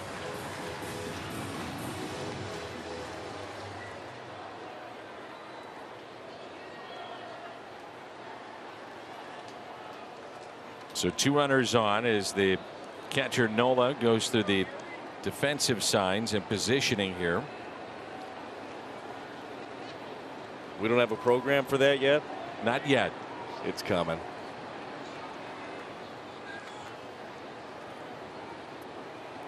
So 2 outs and 2 on. Pitch number 91. Kept in front by Nola.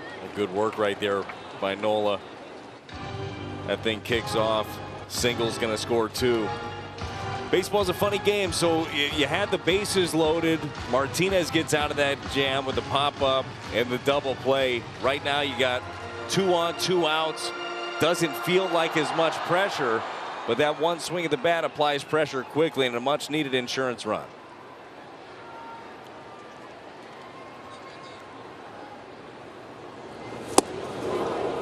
One and one. The latter stages of a game, you might think about pinch running for Albert Pujols.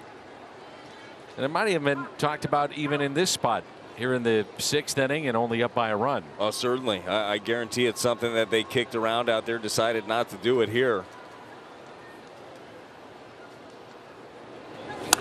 And Bader hits a fly ball into shallow left. Late break, but the catch made by Profar.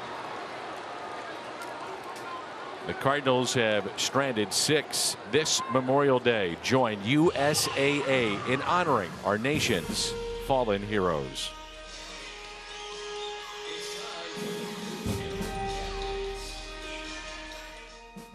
You just tuned in and you're saying, well, why is Gallegos in the game? And it's the 7th inning. He gets the final out in the 6th, sets him up for the 7th, and you have rested your lefty and Genesis Cabrera as well as Ryan Helsley. So that's part of the equation here.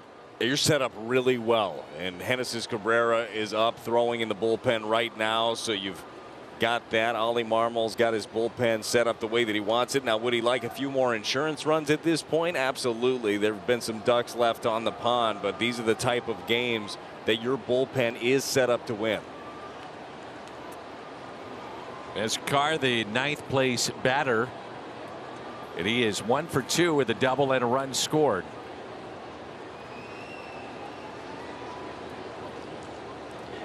And his pitch comm not working. What do we have going here?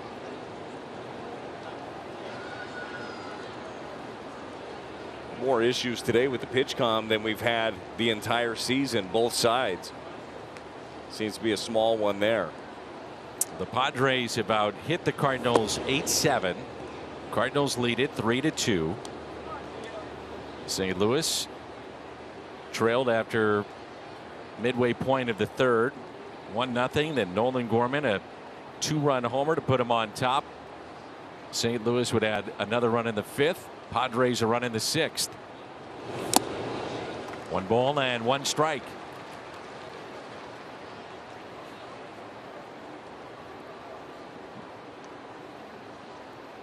Well, this young man has an outfield assist on the fly from deep right field to catch Nolan Gorman trying to extend a single into a double, and he himself has doubled and scored, and now picks up another base hit into right, and the tying run is aboard. Well, have a day. This pitch is where Giovanni Gallegos wants it. It's down and away. You're trying to get him to reach for it and roll over, but he doesn't. He lets it travel, drives it out into right field, just gets the hands to it. I think another part of this too, Brad, is that you look at where you're at in the lineup. Profar, Machado, Hosmer, 1, 2, 3 are a combined 1 for 11 against Gallegos. So that's maybe part of the equation as well. Absolutely, it is. And these guys, it is crazy because the game, it has different ways it can go, but they map it out beforehand of how they want the late innings to look and who they want facing who. And a strike to Profar. 2 hits today. RBI single to center. So he drove in his 23rd. Also singled to left in the 5th and is struck out.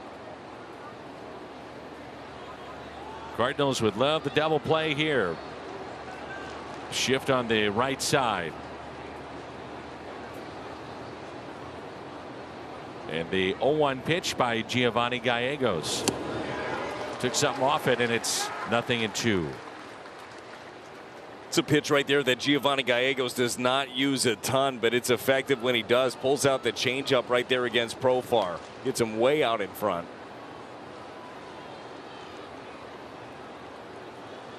Two, 3, and 4 following Profar. A combined 0 for 9 today, as Yachty wants to talk it over here on an 0-2 pitch coming up. As they visit, we tell you that StubHub is a proud supporter of the St. Louis Cardinals and partner. If your plans change, you can easily list your tickets with StubHub. You can even use the free seller toolkit to help manage the price of your tickets. StubHub.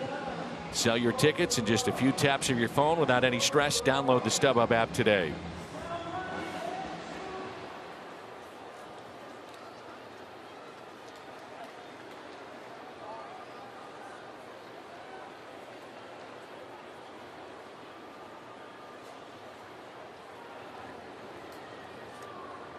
And with 2 strikes, Arenado basically at the shortstop position defensively. Shift on the right side. And an 0-2 pitch by Giovanni Gallegos. Instead, a check on the runner at first. There's no doubt there's a couple of guys that the pitch clock will have an effect on next year, and it's coming. And this is one of them on the mound. It's going to be a big adjustment for Giovanni Gallegos. He takes his time, and he's great at what he does. But we will have to make some adjustments if, in fact, that comes into play.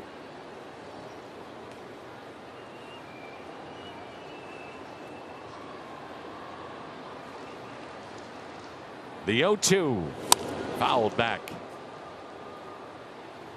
I don't mind the fastball there, 0-2 against Profar, but I'd like to see it in, up and in. He's not going to be able to get to that pitch at all.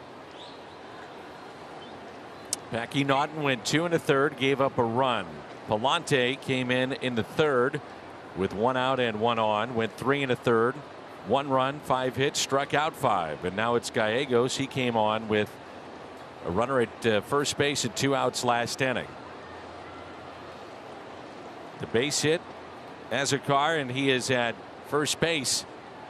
And the 0-2 pitch to Jurickson Profar.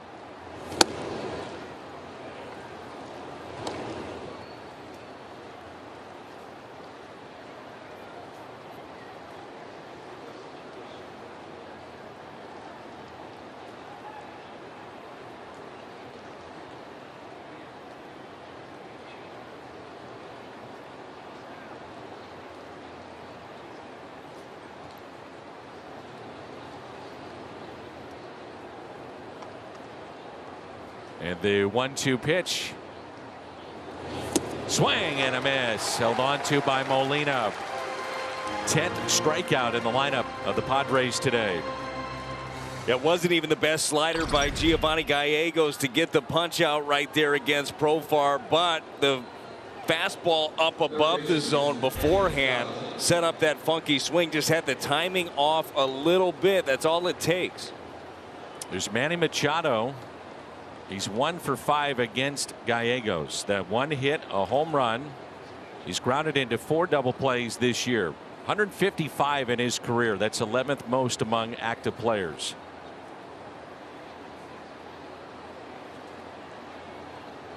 Machado is hitless today. Grounded out to third. Struck out. Fly to right. And a big at bat right here. Where do you want to see Gio go with Machado? You talked about it earlier. He's hitting everything. He really is. I do think that you're going to have to mix it up against him. You have to show him your best. But his best pitch is his slider. So that slider down and away, I think, is your best opportunity to get him to roll over, especially if he's going to be aggressive early in the count. Now time is called by Machado.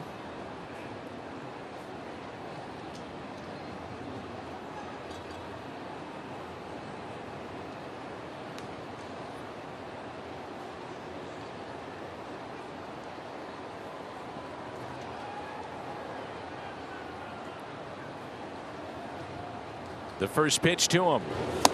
Strike 1. It was the slider hung up there a little bit, but the timing had him off. Machado so good. The numbers across the board you just mentioned. We know he came in hitting 357 today, hitting the fastball, hitting the breaking ball as well. He's even better with runners on base. Came into action today hitting 389 with base runners on. He's had 2 seasons in which he had 37 home runs. Did that with Baltimore in 16. And then with Baltimore and the Dodgers in 18, he had 28 home runs, drove in 106 a year ago. And it's a ball and a strike. Wonder how many he'd hit in Baltimore now. It's changed as the dynamics of that ballpark, they reconfigured it, and it's become from one of the best places to hit to one of the toughest to hit a home run. I think it was really stupid that they did that. And that's coming from a pitcher. I mean, I know, right? I should love it. You're seeing missiles hit out there that aren't leaving the ballpark. Leave it alone. Pitch better in that place. It's a lot easier to say that now, though. Oh, it sure is. Boy, it was hard. I would have loved that when I was playing. I'd have been lobbying my team. See what Baltimore did? You should do that. And it's 2 balls and 1 strike. For me, it's just like it's such a historic ballpark. I know it hasn't been around forever, but it's just got so much character to it. To do that to left field, I don't know. I didn't love it. You also have the wall is a little bit taller too, so you had a lot of those at that time. Adam Jones going over the wall, making catches, and potential home runs. Now it's a build your own ballpark. Yeah, pretty much. Mets had to bring their ballpark in, Citi Field.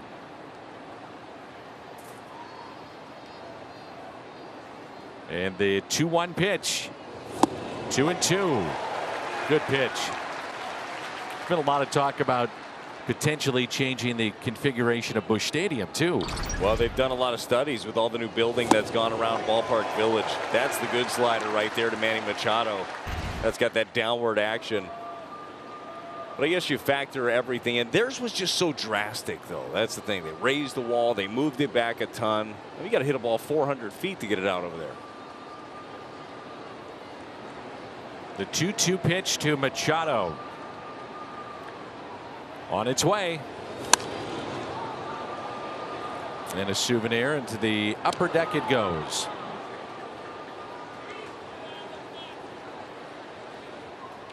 They added on to Ballpark Village the wind change, the wind patterns here at the ballpark, and it's turned into one of the toughest ballparks to hit home runs in.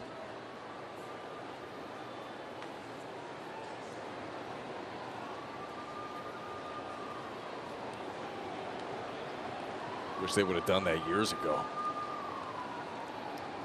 Or that one home run. Well, you know, it doesn't matter. The 2-2 pitch again by Gallegos. The check swing and a full count. We'll see if Bob Melvin wants to start the runner here. And Gallegos is as deliberate as he has been at any point in time this year. Very slow. Well, if you are going to take your time against any hitter, I'll have it be Manny Machado right now. You got to be ready to make your pitch right here. Fielders got to figure out a way to just stay on your toes and make a play if it comes your way. But this is the guy you can't let beat you.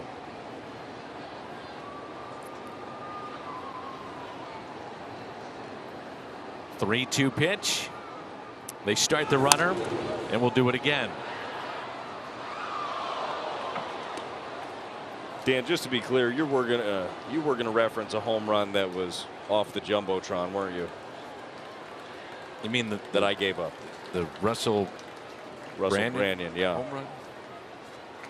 No, I wasn't going to do that. Okay, appreciate that. Let's talk about Darryl Strawberry. Busch Stadium 2. Okay, hit one off the clock. Gotcha. Yeah, not that one that you gave up that it went off his face. That one. Yeah, and you laughed during a call on his scoreboard.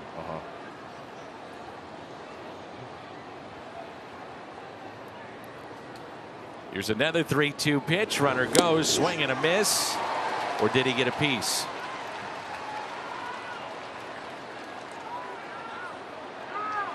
So they're going to say it's out with a strikeout or not? Should be a foul ball and return the runner back to first. Well, I think that he called him out on a strikeout first. I think he's going to talk to his guys.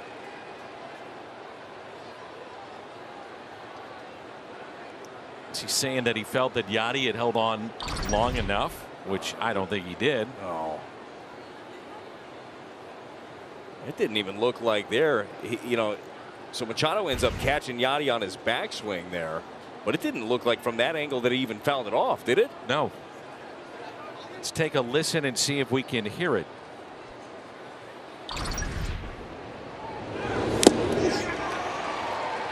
Sounded like it. Yeah.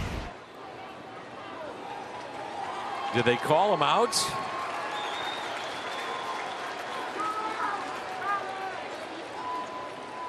They've called him out and they returned the runner back to first. Now explain that one to me. I think it's a great call, Dan. Everything about it. Yeah, Bob Melvin's going to go out there wanting an explanation, and rightfully so.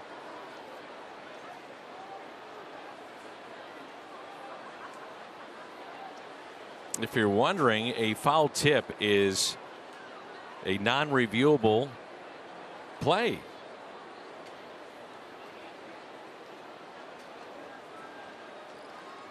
My question would be, why is the runner then returned back to first base? It would still be live. That ball was never touched. It was just dropped. It would be like any other pitch that a catcher ends up dropping.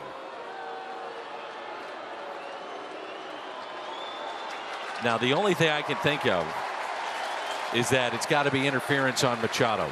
I mean, that's the only way that he's out in that spot, and you return the runner back to first. So this would be interference on the backswing and not allow Yachty to make the throw. But the thing is, it was a foul ball. So the Cardinals catch a break. Well, I guess they missed that part of the foul ball. And again, it didn't look like it, but it sounded like it certainly. I mean, would you agree with that assessment? Absolutely. That's the only thing I can think of. Genesis Cabrera coming on when we come back.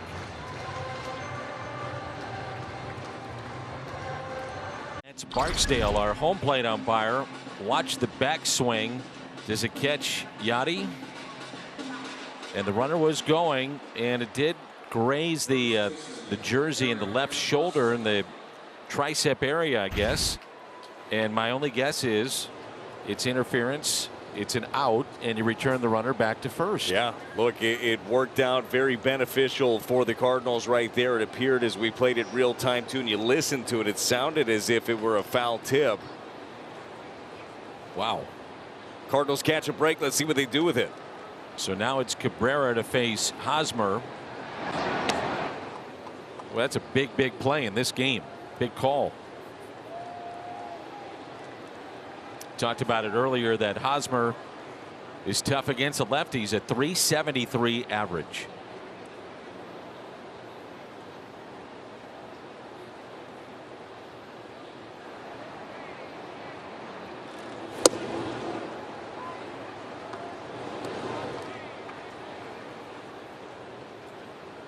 I think one of the keys with Hosmer and one of the reasons he's having so much success against lefties is he gets that slider away a lot and he shoots it the other way, or fastball, he'll go the other way. I think you really need to get inside on him.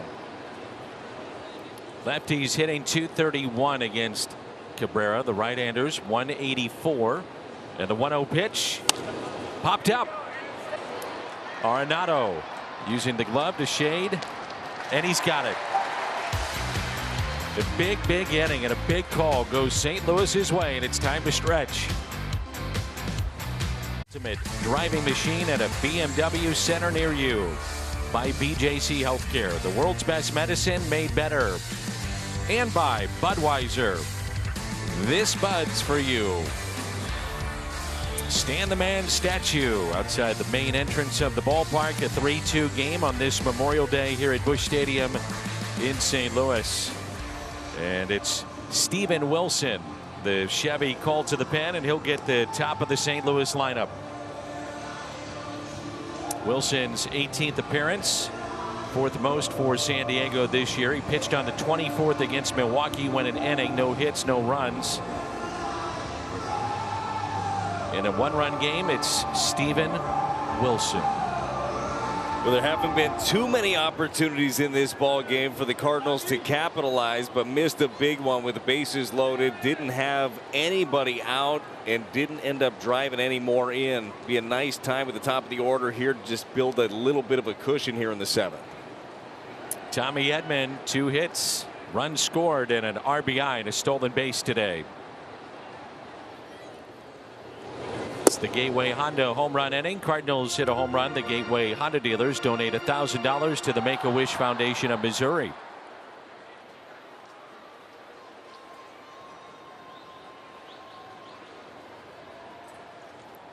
Wilson has appeared in 7 games here in this month. 6 have been scoreless. I realize that the umpires only address the plays to the crowd, those watching at home here at the ballpark, on reviewable plays, and a foul tip or that particular play with Machado is not reviewable. But man, if there's ever a time to explain what's happening, that's it. Yeah, it appeared, I mean, there was a little bit of confusion certainly on the field. Melvin wanted an answer as to what happened. Tommy chops it left side. as Machado shows off the arm. StatCast powered by Google Cloud. And Nolan Gorman is singled off the wall, has a home run and an 8-pitch walk.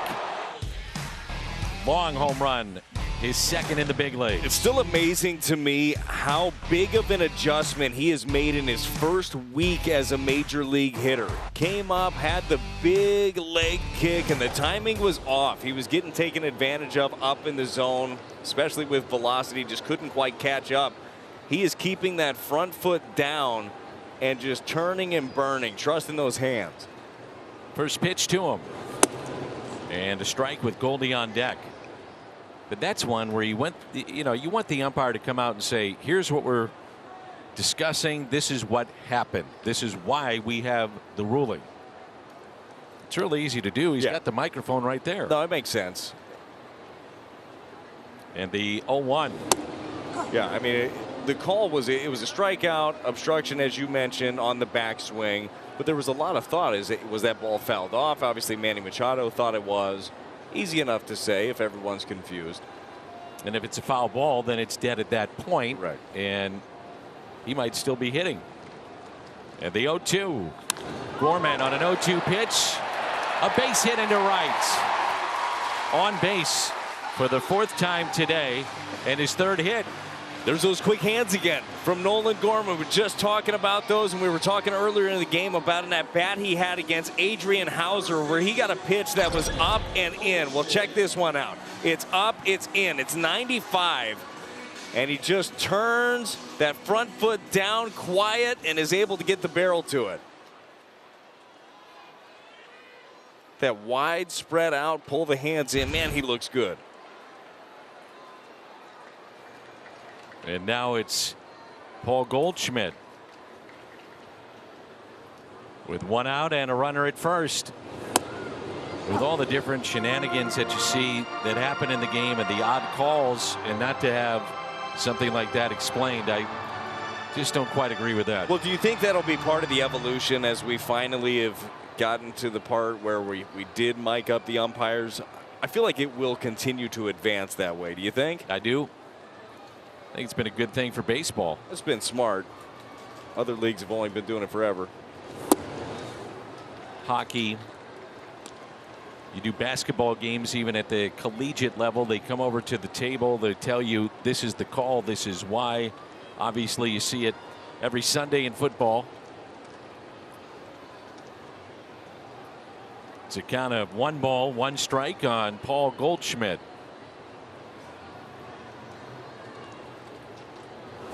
So Goldie has extended the on-base streak to 35 consecutive games, trying to get the hit streak to 21 in a row. He is grounded out to first. He walked back into 3rd and came up with the bases loaded and nobody out, and popped out to the second baseman Cronenworth in shallow center.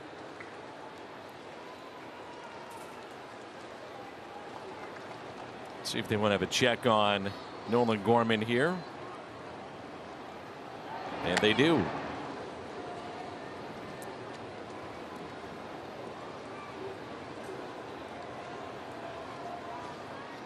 I'm not sure Gorman's going anywhere, but I wouldn't think.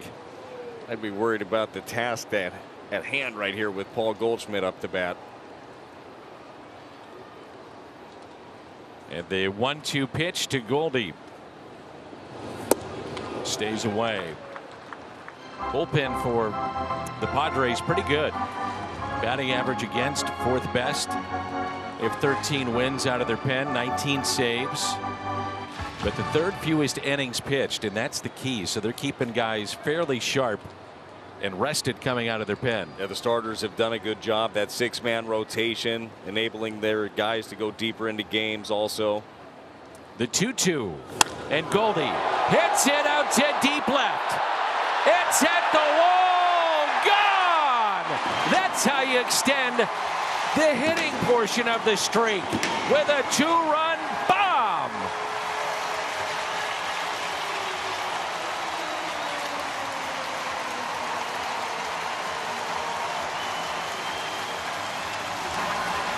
21 games in a row with a hit for Paul Goldschmidt.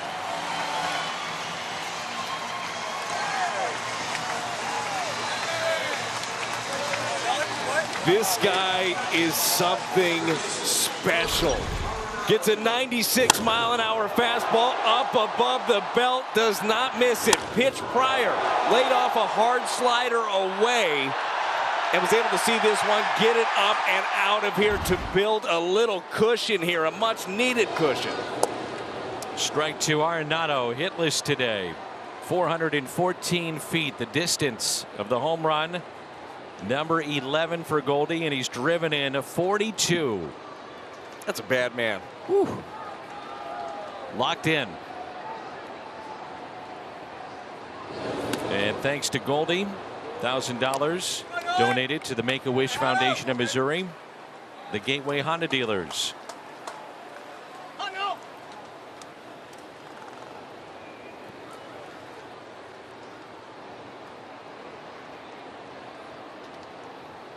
The 0-2 pitch to Nolan Arenado.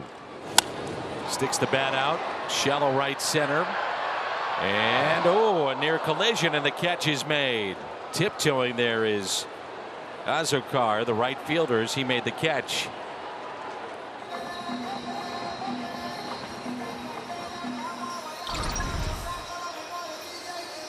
Dangerous.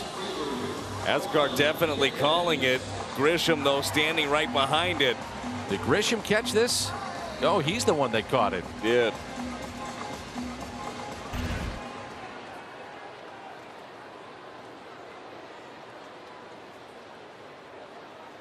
It was loud in here after the home run. Not that loud, though. That communication's got to be better in the outfield.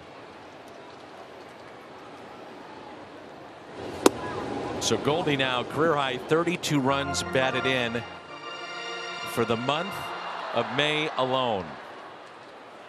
He is tied Stan the Man and Albert for the most extra base hits in the month of May, 22 in Cardinals history.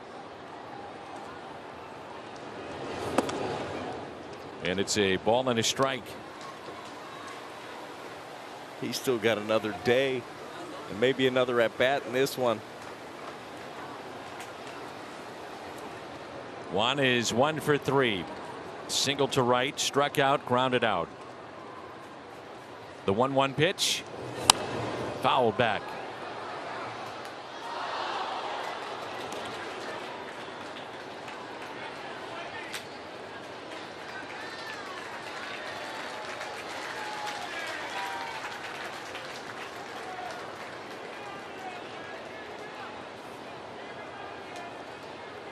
There with Turner Ward on the left. Talking with Goldie. Those two very close from their time in Arizona. That's off the plate, and it's 2-2.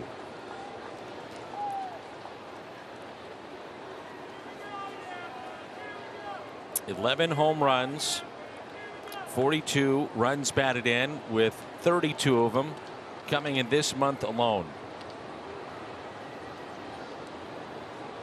And the 2-2. Well, he's on this crazy hot streak, and as we were talking about earlier in the game, the work never stops for Goldie. Just digging in earlier today. He was the only guy in the video room, just sitting in the corner, breaking down different pitchers, breaking down his swing. He is locked in. 30 home run season, certainly not out of the question whatsoever with this kind of month, this kind of start that he's had. And I think that's what you kind of look at with Goldie. 25 to 30, right around 100 driven in, Gold Glove defense, and plays every day. Well, it's been his whole career. He's just the complete package, and that's the great thing about this ball club. Two of your best players on your corners in Goldschmidt and Arenado. They're not one-trick ponies. They're complete players. Foul back again. So Yepez battling here in the home half of the 7th. The Padres will have Luke Voigt, Cronenworth, and Kim due up in the 8th.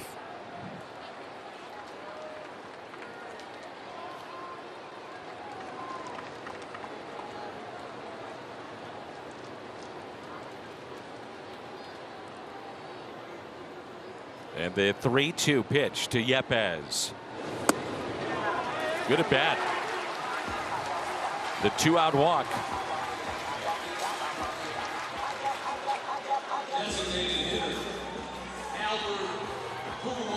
Cardinals have received 5 walks today. Pujols got one of those back in the 6th. He's flied to left and lined out to second.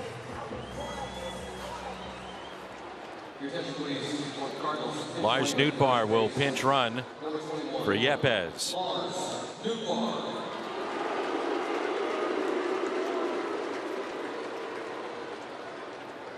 Pretty nice response for a guy that I think has, what, 2 or 3 hits this year? It's a catchy name. Telling you. And some good speed on the bases. Albert drives one in the gap. Newt scoring.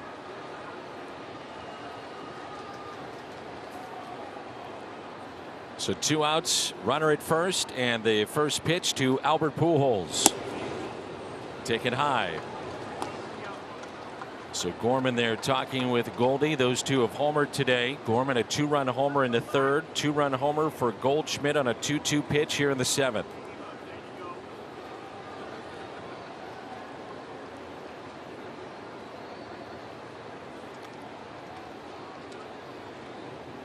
And the 1-0 backs up for a ball. 2 balls and no strikes. The hush over the crowd that's been announced to 42,140. 42140.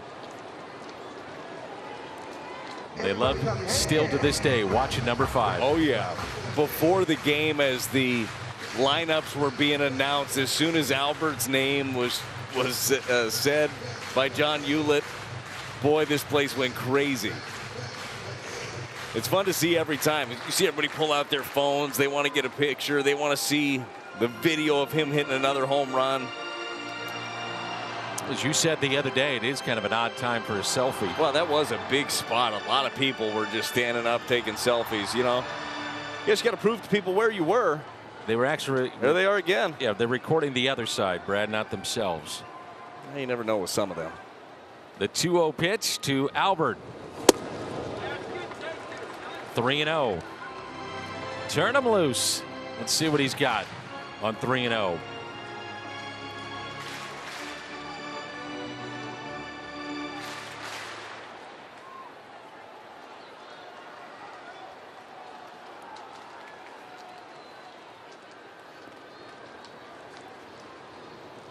The 3-0 pitch, runner goes, and it's taken for a ball. Newt is lucky to stay on the bag. That ball is live. He goes past it, and the tag is there. He's out. So not a stolen base. That was 4 straight balls to Albert Pujols. He's got 2 walks today. Well, you're absolutely right on this. He's got the bag, but it is a walk. Cronenworth gives up on it, knowing that it was ball 4, but that could have been close. He did keep his hand on there, though. Good job by Newt. It's only the 3rd time this month that the Padres have allowed 5 or more walks. They did have a 9-walk game. 6 is the most this month. 2 outs, 2 on. And the other aspect of Padre pitching, they have not been allowing a lot of extra base hits in their games. Streak of 19 straight coming into play, preventing more than 4 extra base hits in a game. It's tied with San Francisco, longest such streak this season.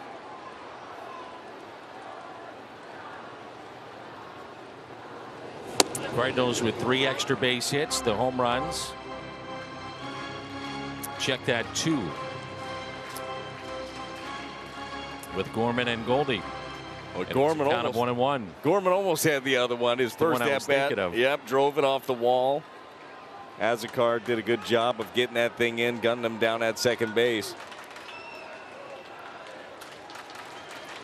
Big gap in left center.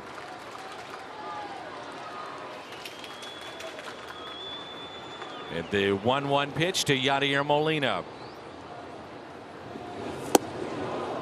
1-2.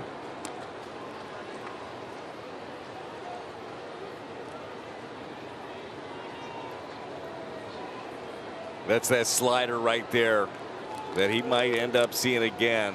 I could easily see Yachty staying on that thing, dumping it right into right field to drive in Newt.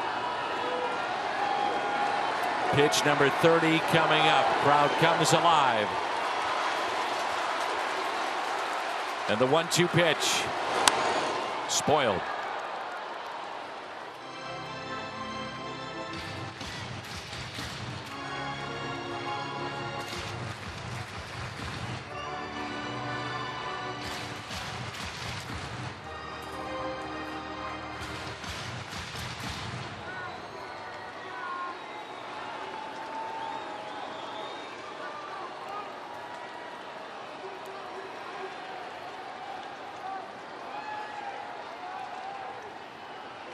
Two and two.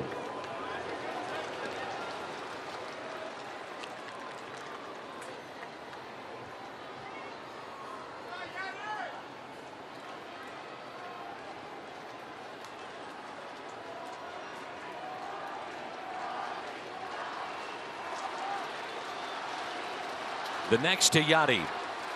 Molina, base hit into left center. One run is in. Albert digging for third. Yachty to second as the ball gets away, and this crowd is loving it.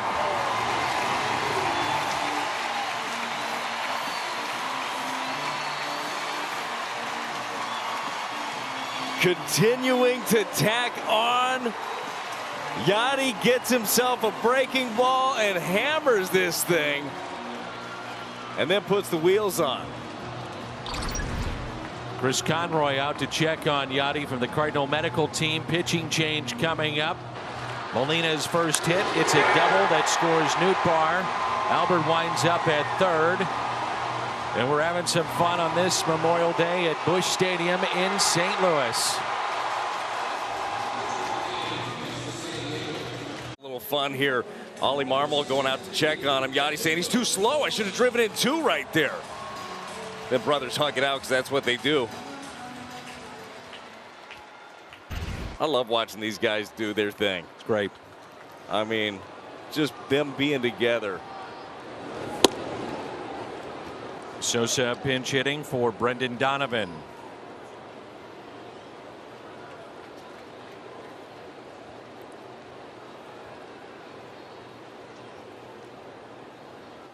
Sosa and a foul ball.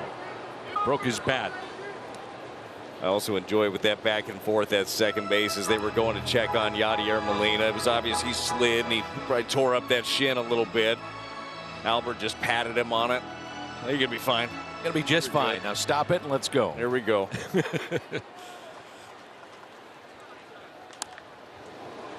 Boy, I would love to see Rob Manfred step in and say this year's All-Star game, we got a couple of commissioners' picks, and it's Albert Pujols and Yadier Molina. I think it'd be good for the game. I do too.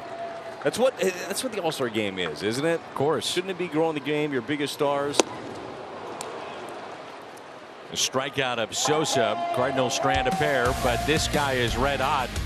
17 of his last 29 hits, extra bases. It's now the Cardinals leading 6-2, and during the streak, the 21 games, 21 extra base hits with 9 home runs.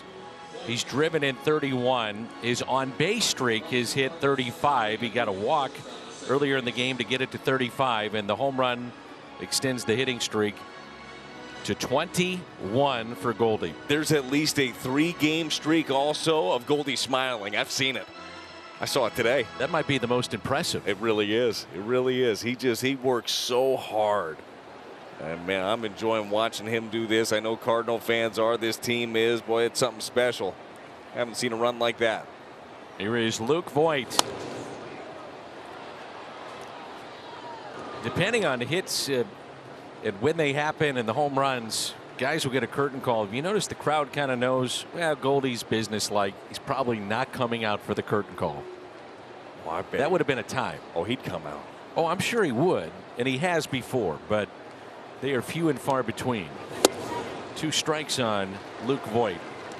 And you like my idea of the commissioner? I do, man. I love that idea. So the idea of the commissioner just awarding spots on the All-Star team to grow the game. Albert Pujols, if this is in fact the last season of Albert, he should be there. Yes. He should absolutely be representing not just the Cardinals, but baseball.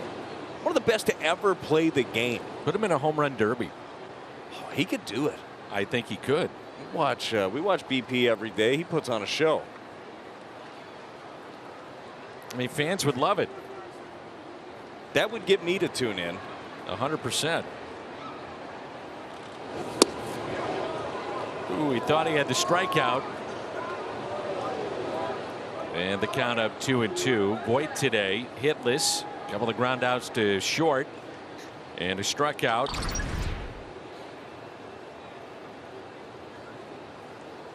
Well, before you do the super shuffle, you got to have that man raise the right arm. That's part of it. And now you can do it. A little bit more subdued there from Hennessy's. Just a little. And it just stopped. Dickerson in left. Newbar is in right. Some defensive changes for St. Louis. Sosa, after pinch hitting, stays in the game. He's at shortstop. And Tommy Edman moves from short to second. So 2 1/3 by Naughton. 3 1/3 Palante. Key spot in the game. Giovanni Gallegos an inning. Struck out 2. And a fastball by Cabrera to Jake Cronenworth, who is 2 for 3. It's 12 strikeouts in the lineup for the Padres today. I just can't imagine Hennessy's Cabrera is a very comfortable at bat for a left-hander. I'd say a righty too. Oh, I mean, that breaking ball starts at you. Then he spots up 97 on the corner. He's not afraid to go inside either.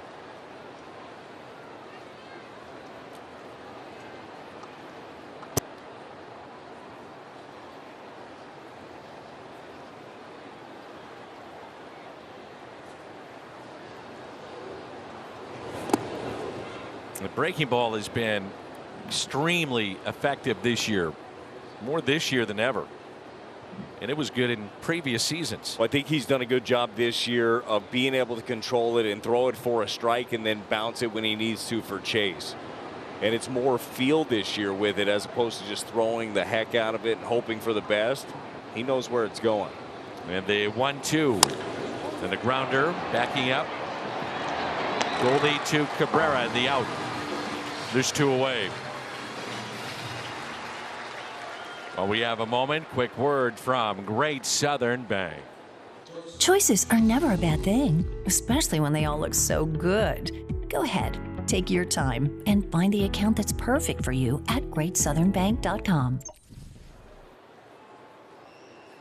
Ha-Sung Kim singled to left and has struck out twice.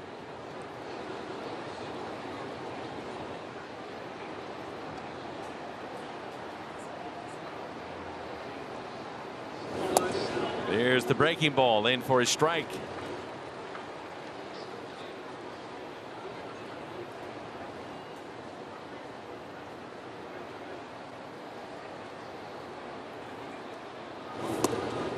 One ball and 1 strike.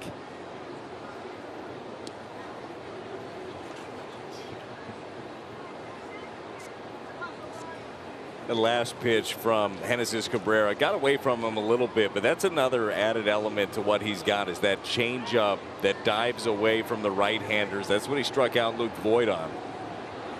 And the 1-1, 2 strikes.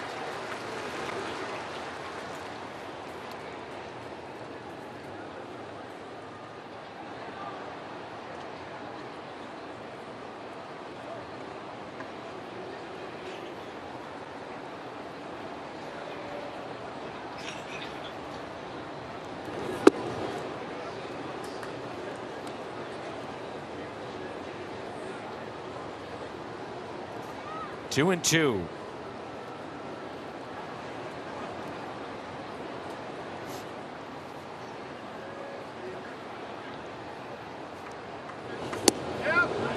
Ooh, just missed. And the count runs full. A lot of day games. Cardinals stretch of day baseball, 7 of 10.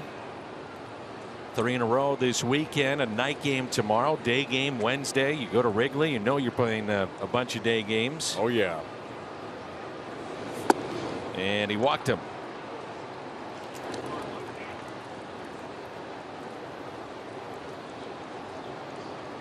Second time that Kim has been aboard. A 2-out walk, and it brings in Nola.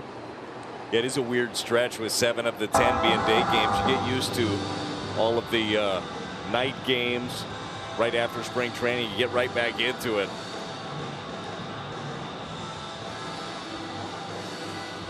Ryan Helsley has been throwing in the St. Louis bullpen.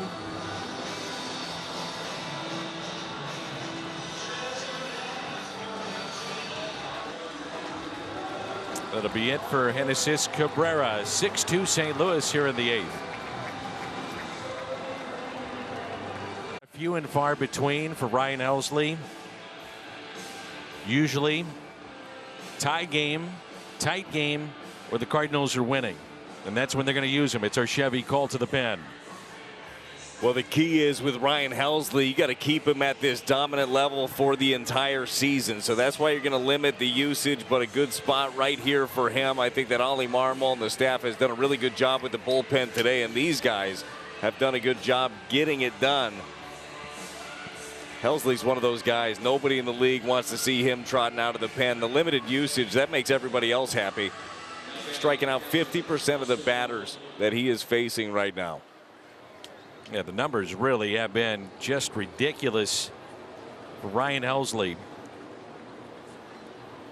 So it's his 15th appearance. Right-handed batters are 0 for 28 with 15 strikeouts. The lefties 2 for 23. He's allowed 2 hits. That's it.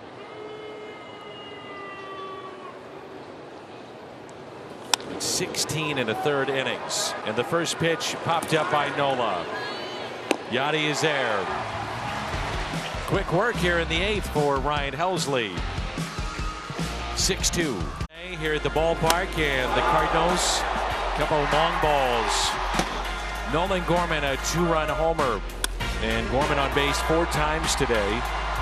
2 singles in that 2-run homer, and pitching coming out of the pen. It's basically been a bullpen game. You've had Naughton, Palante, Gallegos, Cabrera, Helsley now.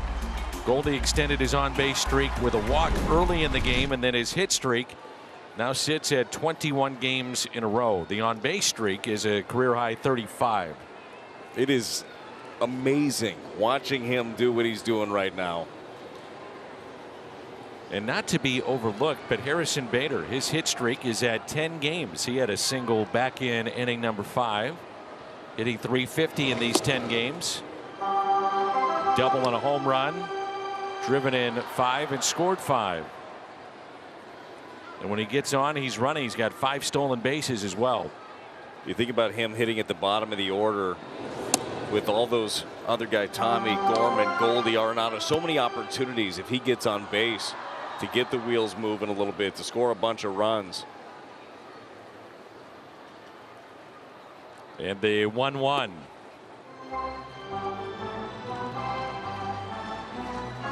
I bet if you ask Goldie, and I mean this sincerely, if you said, hey, do you know you've been on base 35 games in a row, 21 game hit streak? No. I mean, he's just locked in. He shows up, he goes to work, and that's what he does. Bader, the fly ball into right. Oh, and it almost got down. The wind was playing tricks with that, and the first out here in the home half of the 8th. You've seen guys like that. They're locked in. They don't even know what's going on. You know what's funny, too, with some of those guys, and I think that Goldie falls into this category as you take another look at Azekar getting under this one. The wind takes it back towards the field a little bit.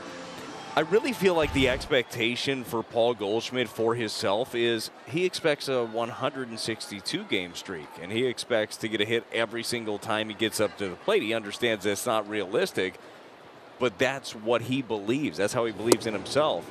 That's what you want. You want guys to go about it that way. I've talked to him about it. I said, do you watch much of the games? Nope. Do you read any of the clips? Nope. I like to talk golf, though, and if you get him talking golf, talk all day.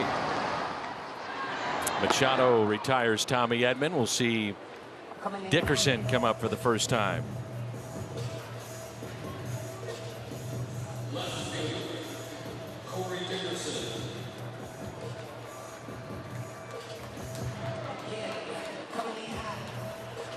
So Edman retired, and he is 2 for 5 today with a run scored, RBI, stolen base number 11, and here is Dickerson. This is the spot of Nolan Gorman, and Dickerson looks at a strike.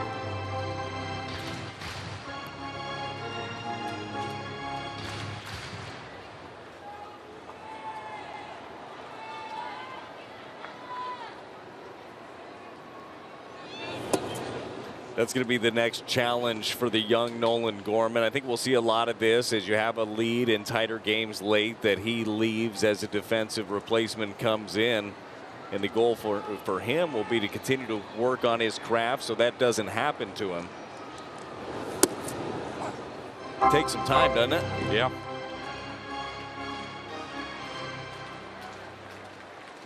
So 1-2 the count with 2 outs.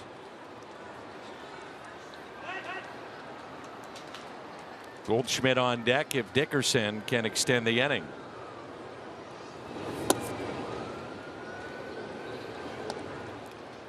And his next extra base hit, Goldie, if he can get it before the calendar turns to June, will be the all-time record in Cardinals history in the month of May. Tied with Stan and Albert with 22 extra base hits. And a strikeout of Dickerson. And that'll send us to the 9th.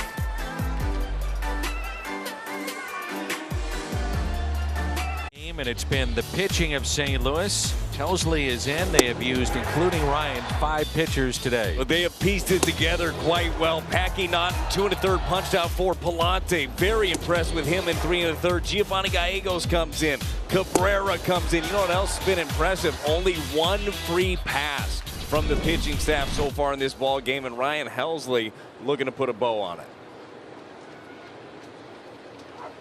So the Cardinals leading 6-2. Helsley got the final out in the top of the 8th. There's Trent Grisham, hitless today, 0 for 3 with the strikeout. Helsley was up and throwing earlier in the game when it was close. It was a 1-run game, and the Cardinals have been pretty clear that if Ryan gets up, he's coming in a game. Trying to be as cautious as they can be and judicious with his workload. 1 ball and 1 strike. It's a special arm. He's putting up special numbers. It is. And as we've seen all season, it's much more than just velocity. I feel like there are a lot of guys in this league that throw hard, but he's spotting it up. He's got multiple breaking balls. He's a tough customer. It's that pitch right there that has been so effective here in 22. Hey, if you're Trent Grisham, you just saw 98 up above the zone. How are you supposed to pull the trigger on that? Then he drops a pretty nasty breaking pitch in there. And the 1-2 pitch by Helsley.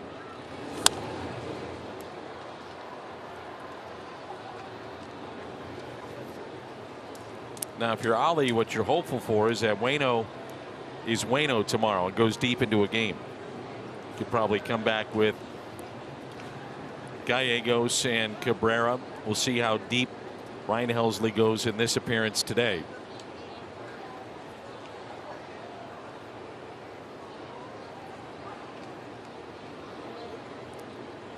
And the 1-2. Got him. The strikeout of Helsley. It's 13 strikeouts in the Padres lineup.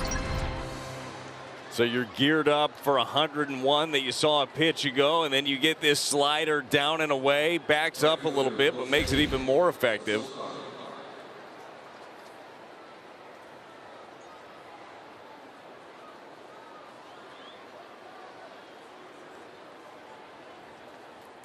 Jose Azocar.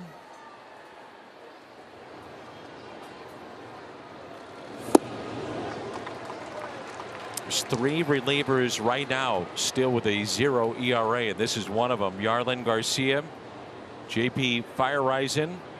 Cardinals are 13-1 when he has appeared in a game. He's got 15 strikeouts per 9, and that's third among all relievers in baseball.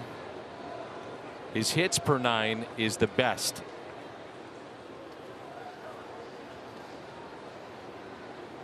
It's a new season high put together by the pitching staff of the Cardinals with 13 strikeouts today. Game 2 of a doubleheader against the Mets. They struck out 12 back on the 17th of May. And it's 2-1.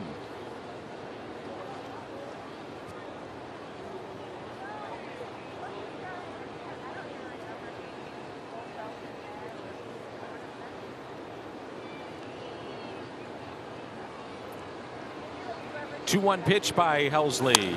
Fouled.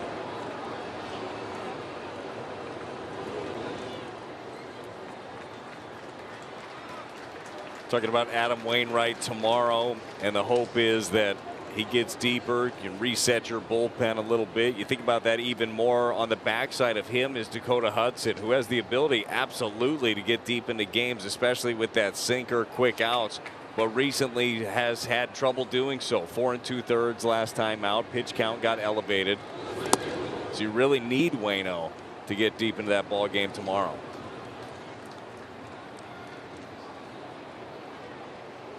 Wainwright and Blake Snell tomorrow. Snell is winless this year, 0-2 with an ERA of 6.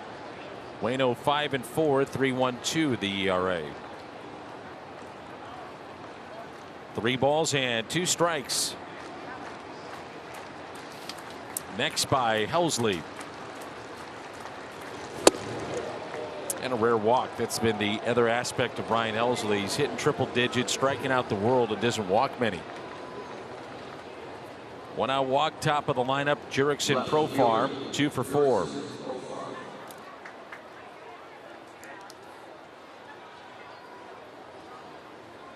With those 13 strikeouts, the Cardinals have only walked 2. It was Cabrera with 2 outs in the 8th, and now moments ago just the walk by Helsley. And here is Profar. RBI single against Palante back in the 3rd, and singled to left in the 5th. Well, you love seeing this team in the ball game. It was the 5th inning, bases loaded, nobody out, and the Cardinals came away with nothing after that. They had scored 1 already, yet they figured out ways to tack on. That could have been a momentum shifter back to the Padres. Cardinals didn't allow it to happen. Bullpen locked it down. Offense came alive late. Popped up. Arenado. Won't get there. It's off the top of the dugout. The visiting Padres and into the seats. A count of 1 ball and 1 strike.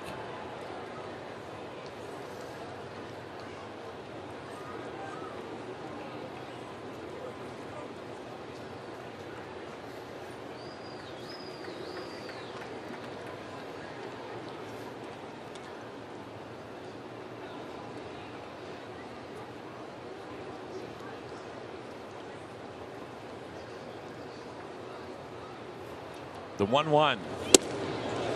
1-2. The nasty slider.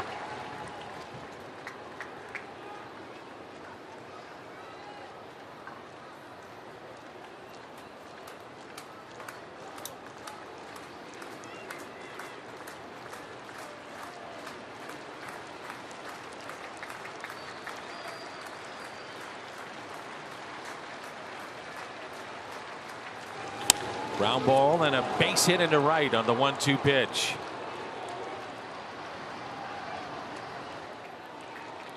And that brings Machado to the plate, and then Hosmer on deck would represent the tying run. Getting a little bit interesting here late. It is. It was the slider again. This one backs up, ground ball right through that hole.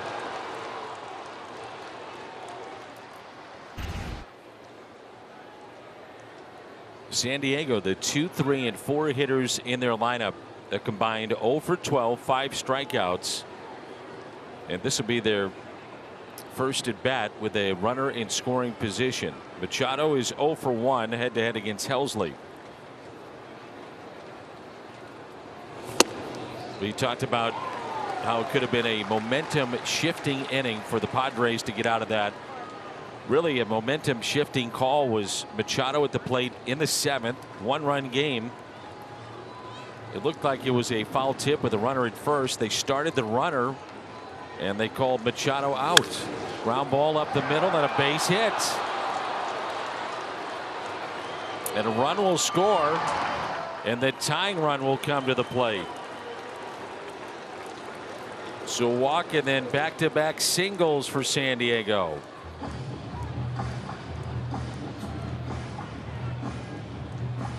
This one here from Helsley was a 100-mile-an-hour fastball up in the zone, and Manny just stays on top of it. Drives in a run. Mike Maddox going to go out there, talk it over with Ryan Helsley. You're still that one ground ball away. We know how easily Helsley can get the punch outs. Just start working down again with that fastball.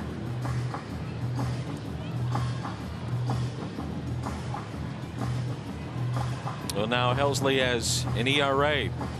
First earned, he's allowed. And here is Hosmer. He's got 4 home runs this year. He is hitless today. Grounded out to short, second, struck out, popped out to third. Hosmer's grounded into 4 double plays this year, and he represents the tying run. Didn't see this happening. Ground ball, right side, out there, the turn, and got him. It's a double play to end it. 4-6-3, and the Cardinals hold on, and they win it 6-3 in game 1 of this series. What a game. Great job by the bullpen all throughout. Naughton, Palante, Gallegos, Cabrera, and Helsley. Goldie did it again, extended that hit streak to 21 with his big blast. What a win, and what a great way to start this series against the Padres. The Cardinals now 27-21 on the year. They get the double play late to seal the win. Cardinals use 5 different pitchers, and Goldie was Goldie. 6-3 in the final. Post-game show is next.